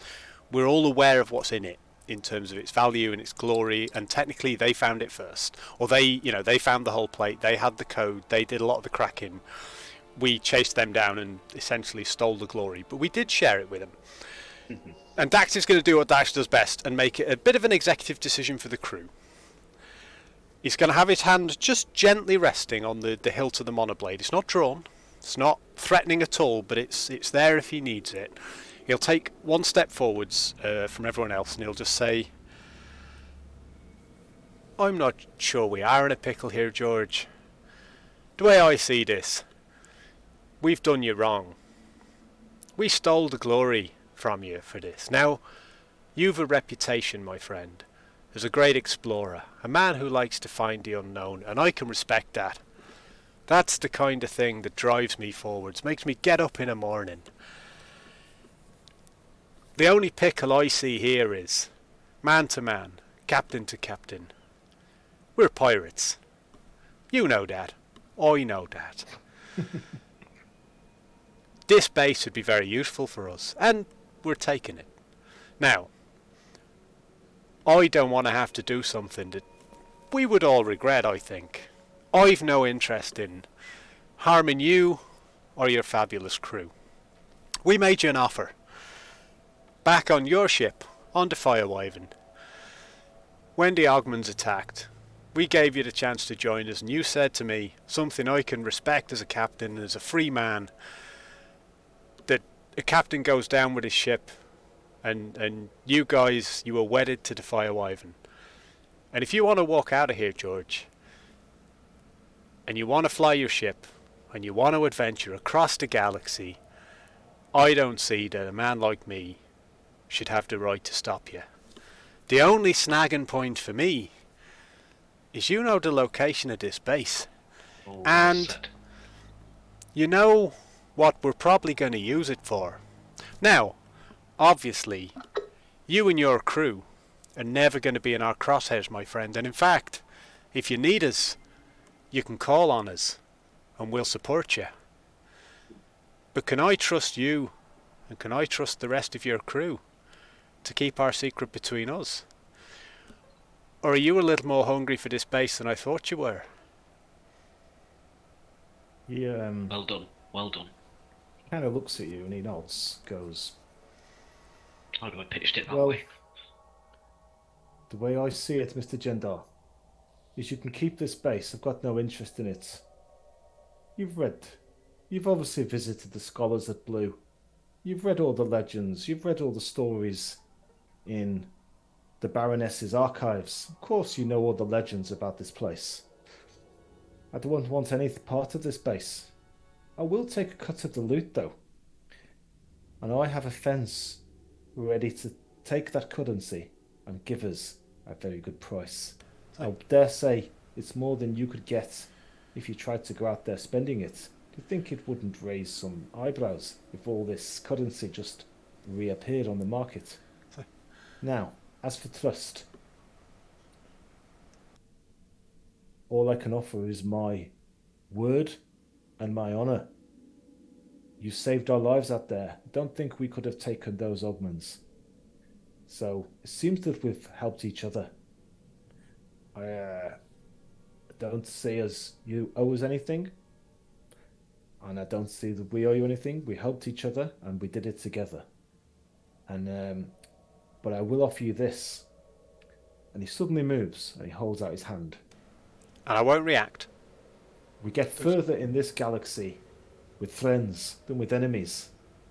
And if I offer my hand, and if you'll take it, you can trust me on a holy oath not to breathe a word of this base. And if you ever need me and I can help you, I will help you. And Dax will immediately let go of the monoblade, reach out, and he's going to grasp George by the forearm, like elbow to elbow. That's what it is, yeah. Yeah, that proper grasp. And he's going to bring him in. He's going to pull him in close, and he'll almost whisper in his ear, and he'll say, "I can respect a fellow captain, my friend, but more than that, I can respect a fellow adventurer." Now, the same goes in both directions. I think you can. I trust your ability to fence some of this material. Now, I wasn't going to be brash enough to immediately try and put it on the market, but we don't have the roots to that. And I'm happy to split that 50-50 with you, any profits we make from this base.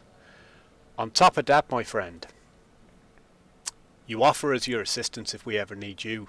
That goes the same direction. You message us if you need assistance, or if you find anything interesting, and we'll do the same. 2 eyes are better than 1, they always say. Even if they're cyber eyes, and he'll tap his little cyber eyes and make a little metallic clink. Give him a grin and say, I trust we have a bond on this, George, because I'm a dangerous man, but I'm not an indiscriminate killer, my friend. In fact, I'm quite a nice man to know. I hope the next time we meet, we can do it in a warm bar, and we can share a drink. And I'm glad to have met you. And if you do cross us, we'll cut your bollocks off. That's sort of that's what he wants to imply with the body language. Is if you do let word of the base out, then the fire wyvern's ours, and we'll decorate it with your flesh. But he's not going to have to say that because they know. We had him once before. We could have him again. So our scene there this evening is going to end. There's a kind of relaxation as everyone realizes this thing isn't going to turn into a firefight, Reservoir Dogs kind of scene with everyone kind of shooting each other. And two of them would be dead before they step forward, and then I'd get shot. Yes, and then Mr. White. I know.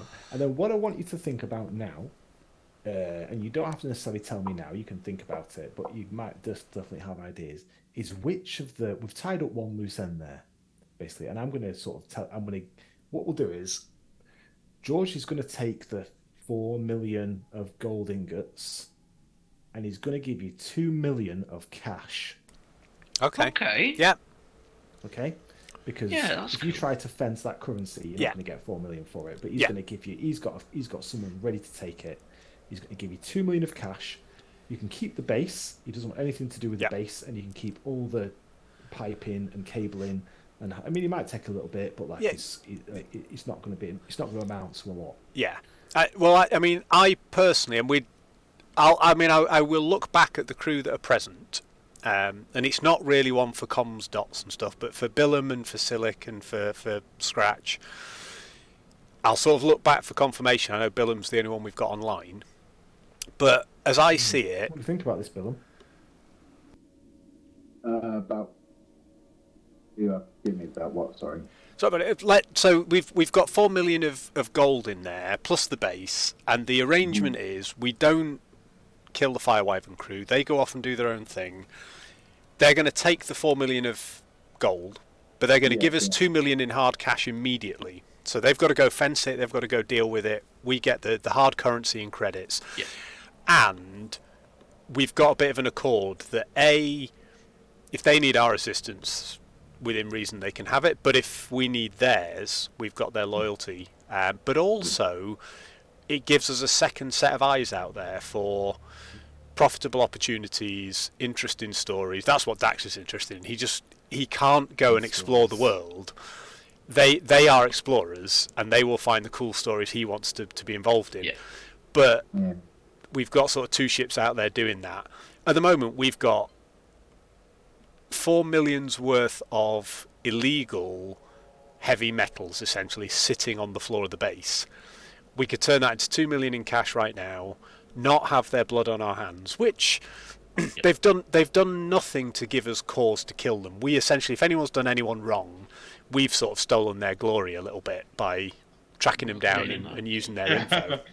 And we're not bad dudes. Also, our remit is not to be murderers and psychopaths on behalf of Drinax. It's not to kill wantonly. It's to, we will kill and we will do piracy, but that's not our primary remit. Is not to go out and murder people. It's to disrupt trade routes. So, I think we give them the benefit of the doubt, and if they screw us over, then we hunt them down and we hollow them out. Good reason to kill them. Yeah. I mean, I was sort of thinking while you were saying that before. Sorry, so kind of like while I was there, like Billum he doesn't want to. Also, he doesn't want to be a murderer as well. So he's sort of like I want him to just be sort of like looking menacing in the background, but like so from that side of it, like in character, I think Billum sort of just wants to look menacing and sort of be kind of like looking like a fairly like unhappy, bit grumpy, kind of like threatening as he can be in that sort of thing. So maybe sort of kind of patting his rifle or something. He's tooled up. Semi-aggressive. So there's that side of it, but I think also like out of character, and like we've sort of been in these positions before, and I don't want to play a murderer. Yeah. it's kind of like actually, I would much rather take the risk.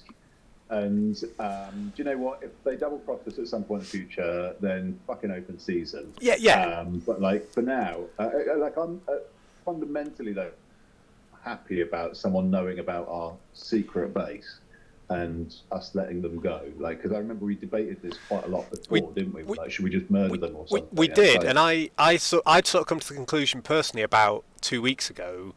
We were just going to have to space them because this base was too important. But there were a couple of things I've been thinking about Dax and his journey over the last few weeks, but also Mike tonight when he's like, "What's your motivation?" And Dax's motivation is not having a pirate base and a pirate crew. Yeah. Because he's done that. Like, he's been in a pirate crew for 12 years, and he was their assassin. He killed lots and lots of people. That wasn't his life goal or his satisfaction. It was a means to an end. It was more interesting than the life he was trying to avoid. But really, he just likes the unknown, and he likes people. He's ironically, he's a killer, but he's not a psychopath. He's not going to... That's a really interesting point, actually. You just sort of hit upon something which I think is quite interesting there, which is actually, do you know what? The 5 or 6 of us rattling around in this base, that's not our life. It's not kind of... What's the point of that? Just the 6 of us rattling around here. Yeah. There's maybe an exciting future where actually this is no longer...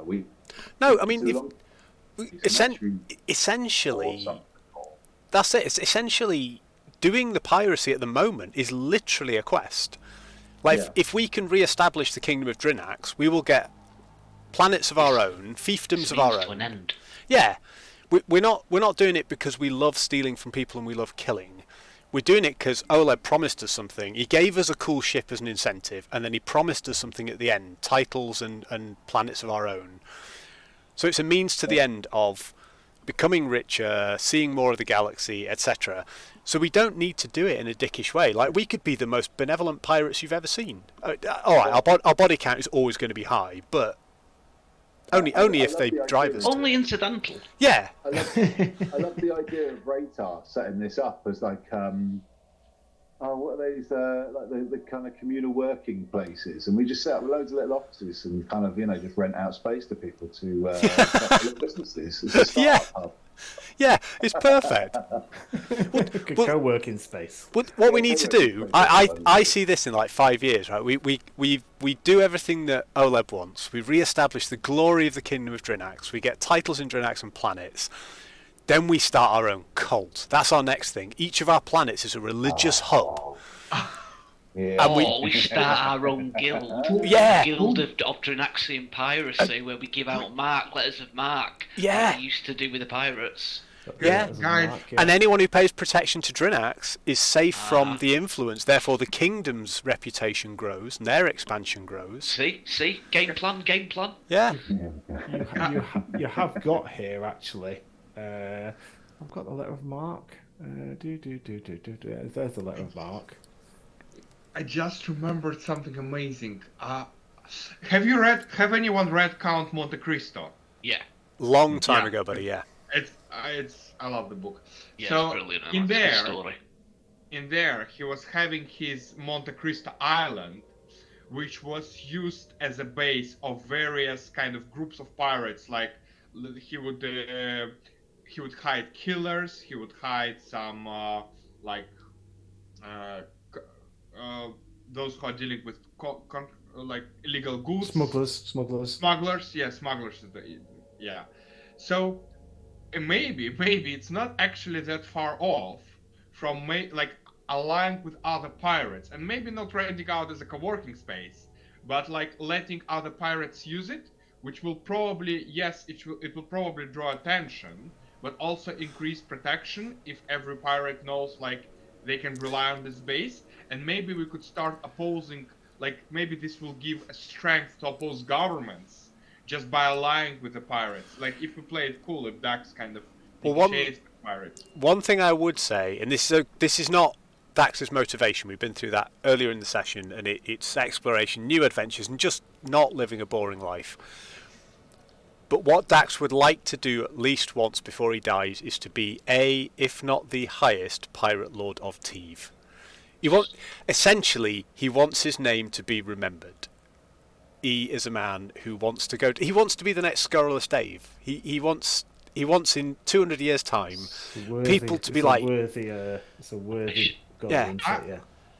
I personally disagree with Ducks being scurrilous, Dave, because you are not about to impersonate another pirate. You are about to make your own name. oh yeah, And no, I only think meant you in will terms of be reputation. Dax, and you will be remembered as Dax. Yeah, no, and not as scurrilous Dax. No, I'm not saying I'll take over his hat and his title and everything. What I'm saying is, the way we pursued Scurrilous Dave, this notorious pirate, in 300 years, people will be like, "Did you ever hear about Dax Gendar?" Dax, yes. This guy was just like apparently. And his Dax, crew. Yeah, Dax Gendar and his crew of minor people and some noble we haven't met yet. They were amazing.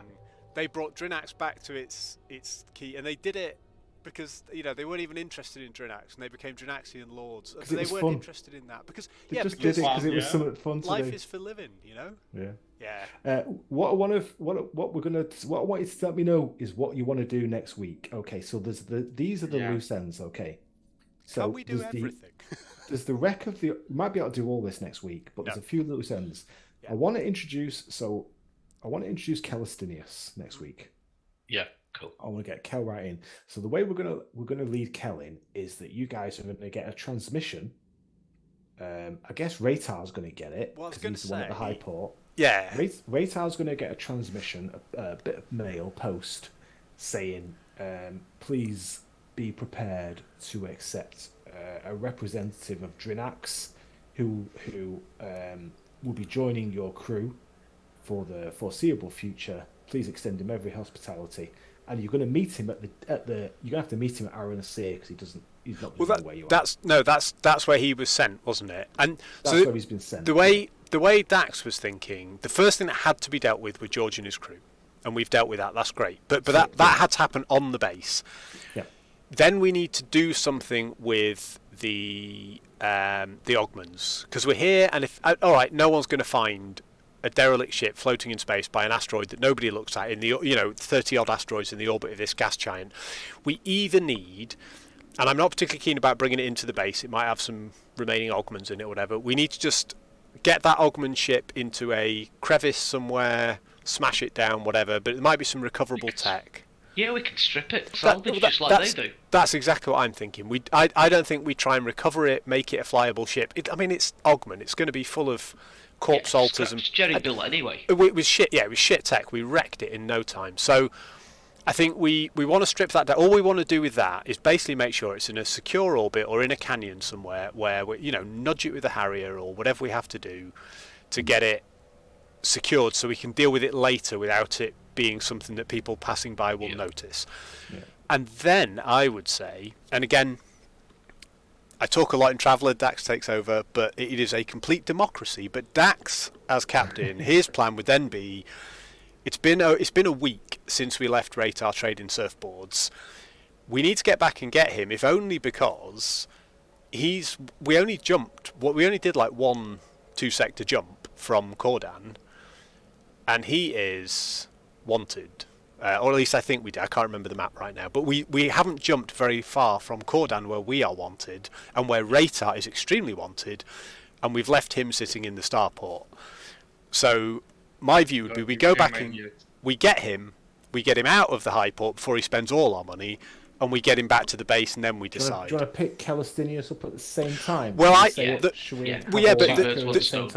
way I was thinking was because it'll take us. We've got no communication with Raytar because we're 13 days away or something.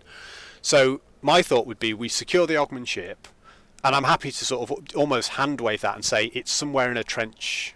Up to you, Mike. But don't have to hand wave it because. Okay. We're going to roleplay that. Okay, in that case, that's fine. We're not boarding it. We're not doing anything till we're sure that every fucker on it is dead. I know you made a lot of NPCs, but I don't want to fight. No, I mean, like you wasted that ship. You wasted that ship. You blew up the bridge.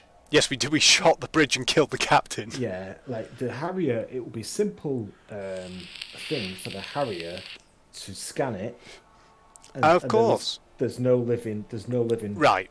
In which case, I think if there's no living people on it, we get it in one of the hangars, and we can strip it down. Got any bloody trackers on it going? You won't be able to do that because one, you've not got a towing cable.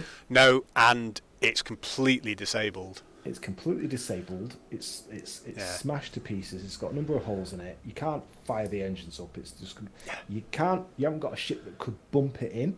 Yeah. Without causing a lot of damage. And No, we don't do that.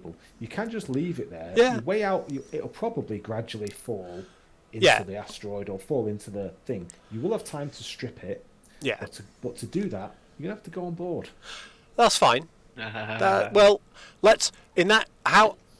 just very roughly before we finish, how long do we estimate, and Dr. Zim can tell me this or can roll for this because he's the man, how long do we estimate in its current position we've got to get it stripped before it gets pulled into the asteroid? I mean, it's only a small asteroid, isn't it? It's like plenty of time. It's probably not going to get... It's only a small asteroid. The gravity is going to be minimal. Yeah. Like, fucking weeks, probably. Yeah, so what I propose we do to the crew, and I'll take all advice, is at this point, as we see the Fire Wyvern sort of fly out, we re-enable the base defences, because I think we take the whole crew back for this. You know, I don't think we leave some on the base and what have you. We've got it now. The one thing I do want to make sure, George punched in the security code when we got here. Get that code. Yeah. I want to make sure we've got that code and all the information George knows. And I want to change those codes before we leave, just in case the Fire Wyvern, loops the asteroid, comes back and goes back at all the rest. So we'll change that code before we leave. But as far as I see it, the first thing that we do now, we've been away for a week. We jump the coup back to pick up Ratar, and as far as we know, we're unaware of Calistinius. But the way I see it, from a narrative point of view, is as we arrive, Ratar has probably already had the transmission. So we get there thinking we're going to pick Ratar up and take him back to the base, and it evolves into a different story. Nice. Cool. I'm with that. Okay. Cool. So I'm sorry you didn't get a chance to do anything there, Calistinius, but like it was just at the very Well, I end. wanted to find out where we It's all- amazing. where we It's were. amazing. You know where you all are. So that's what we'll do next week then. So what will you do? So Will you go and see will you look at the ship and then go and collect Kel? Or will you go and collect Kel and Ratar and then look at the ship? Which you want to do? Does it matter?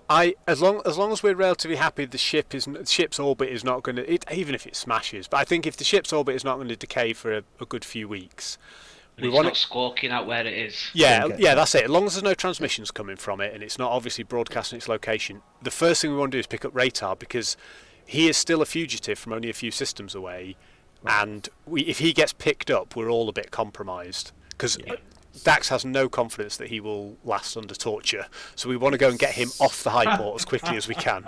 Yeah. So what we'll do next week then is we're going to start an RNSO itself. In a further week from this date, we'll roleplay the meeting of the catch up with Ratar. Yeah. And Ratar's going to tell you that he's got his communication from Oleb. I and can't any wait. day, Calistinius, Viscount Calistinius Odcarssoon is going to arrive, and that you're to meet him, and then you can gather your forces. And extend him all courtesy. Extend him all courtesies. And let him know that he's in charge. Yes.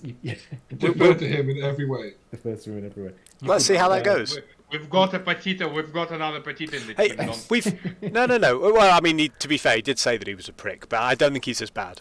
No, he's not as bad. You could meet with any of those NPCs because Ekaft the Aslan said, if you come to the planet, you should come and visit me at my house. The merchant, who was called Apura Rossi, he said, I'm always looking for deals. Like, if you see any good, interesting work, like hook me up. You've also got Jory Ip, who is a bit of a loose end. You basically caught him stealing from you, but who knows what happened to him. And you also have Lord Affley. His name is actually Lord Affley Yorilad, who was the sort of racist, hates the Aslan. Yeah. He'd also said, if you come to Port Amalgo, you should meet up with me. It'd be nice to meet you, because he'd quite like a bit of gambling. I'll tell you We've got a right few now, contacts. Dax's interest, just in case it helps your prep, Mike, Dax's interest on finding this out, because we won't know this until we talk to Ratar, because Ratar's made those contacts. But as soon as we find that bit of information out about all those different characters, Dax's interest will be in meeting the Aslan. he will be wearing his high SOI, his monkey knife, that he earned for defeating the Aslan in single combat. As a mark of sort of honour and respect. Dax is sort of fascinated by the Aslan because he's lived a life of human drudgery out in the mining fields, and he found the Aslan to be quite honourable and quite and he as we've seen tonight, he's an honourable man himself. He's not a wanton murderer. When you're allowed to be. Yeah, when circumstances, when people aren't when dickheads. Folk play fair. Yeah, when people play ball. We're not interested in doing him harm. So he respects the Aslan. Also, I have not forgotten that like 2 years ago, that ship where we had the duel with the Aslan, the I-80 sort of invasion crew. Yeah, the young lad. Yep. Yeah, Well, they said to us something about get out of these systems because there is an Aslan invasion coming, and Dax has not forgotten. Right. And he sort of wants to be on the winning side of history. He wants his name remembered, and so he sees every advantage in allying with the Aslan. So that's the first thing he would be interested in. In fact, if he were to hear that, he wouldn't be in a rush to drag Ratar off the station and get back to the base. He'd be like, actually, fuck the pirate base. Let's go talk to some cat people. Okay. Be good fun. But we can, once we're on the station, we can sort of split up and do our own thing. But that's definitely going to be Dax's focus. Yeah. So you're going to meet the decks. So we're going to go to the downports. Yeah. And we'll do all our sort of role playing there. Okay, gentlemen, that was really nice. That was really enjoyable. That was great. Thank you, Mike. We'll get to Michael. Next week. Very special, pal. This is your bloody opus.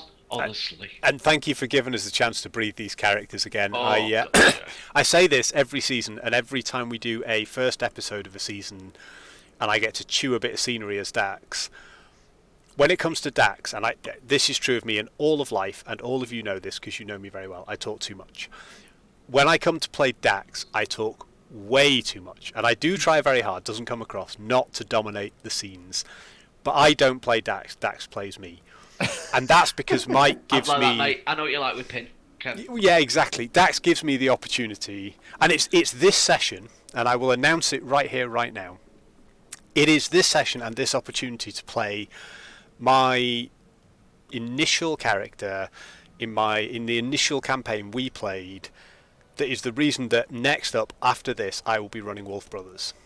Hey. So those of you that have played it, that is what we're going back to, because we have to live and breathe those. That storyline is not dead.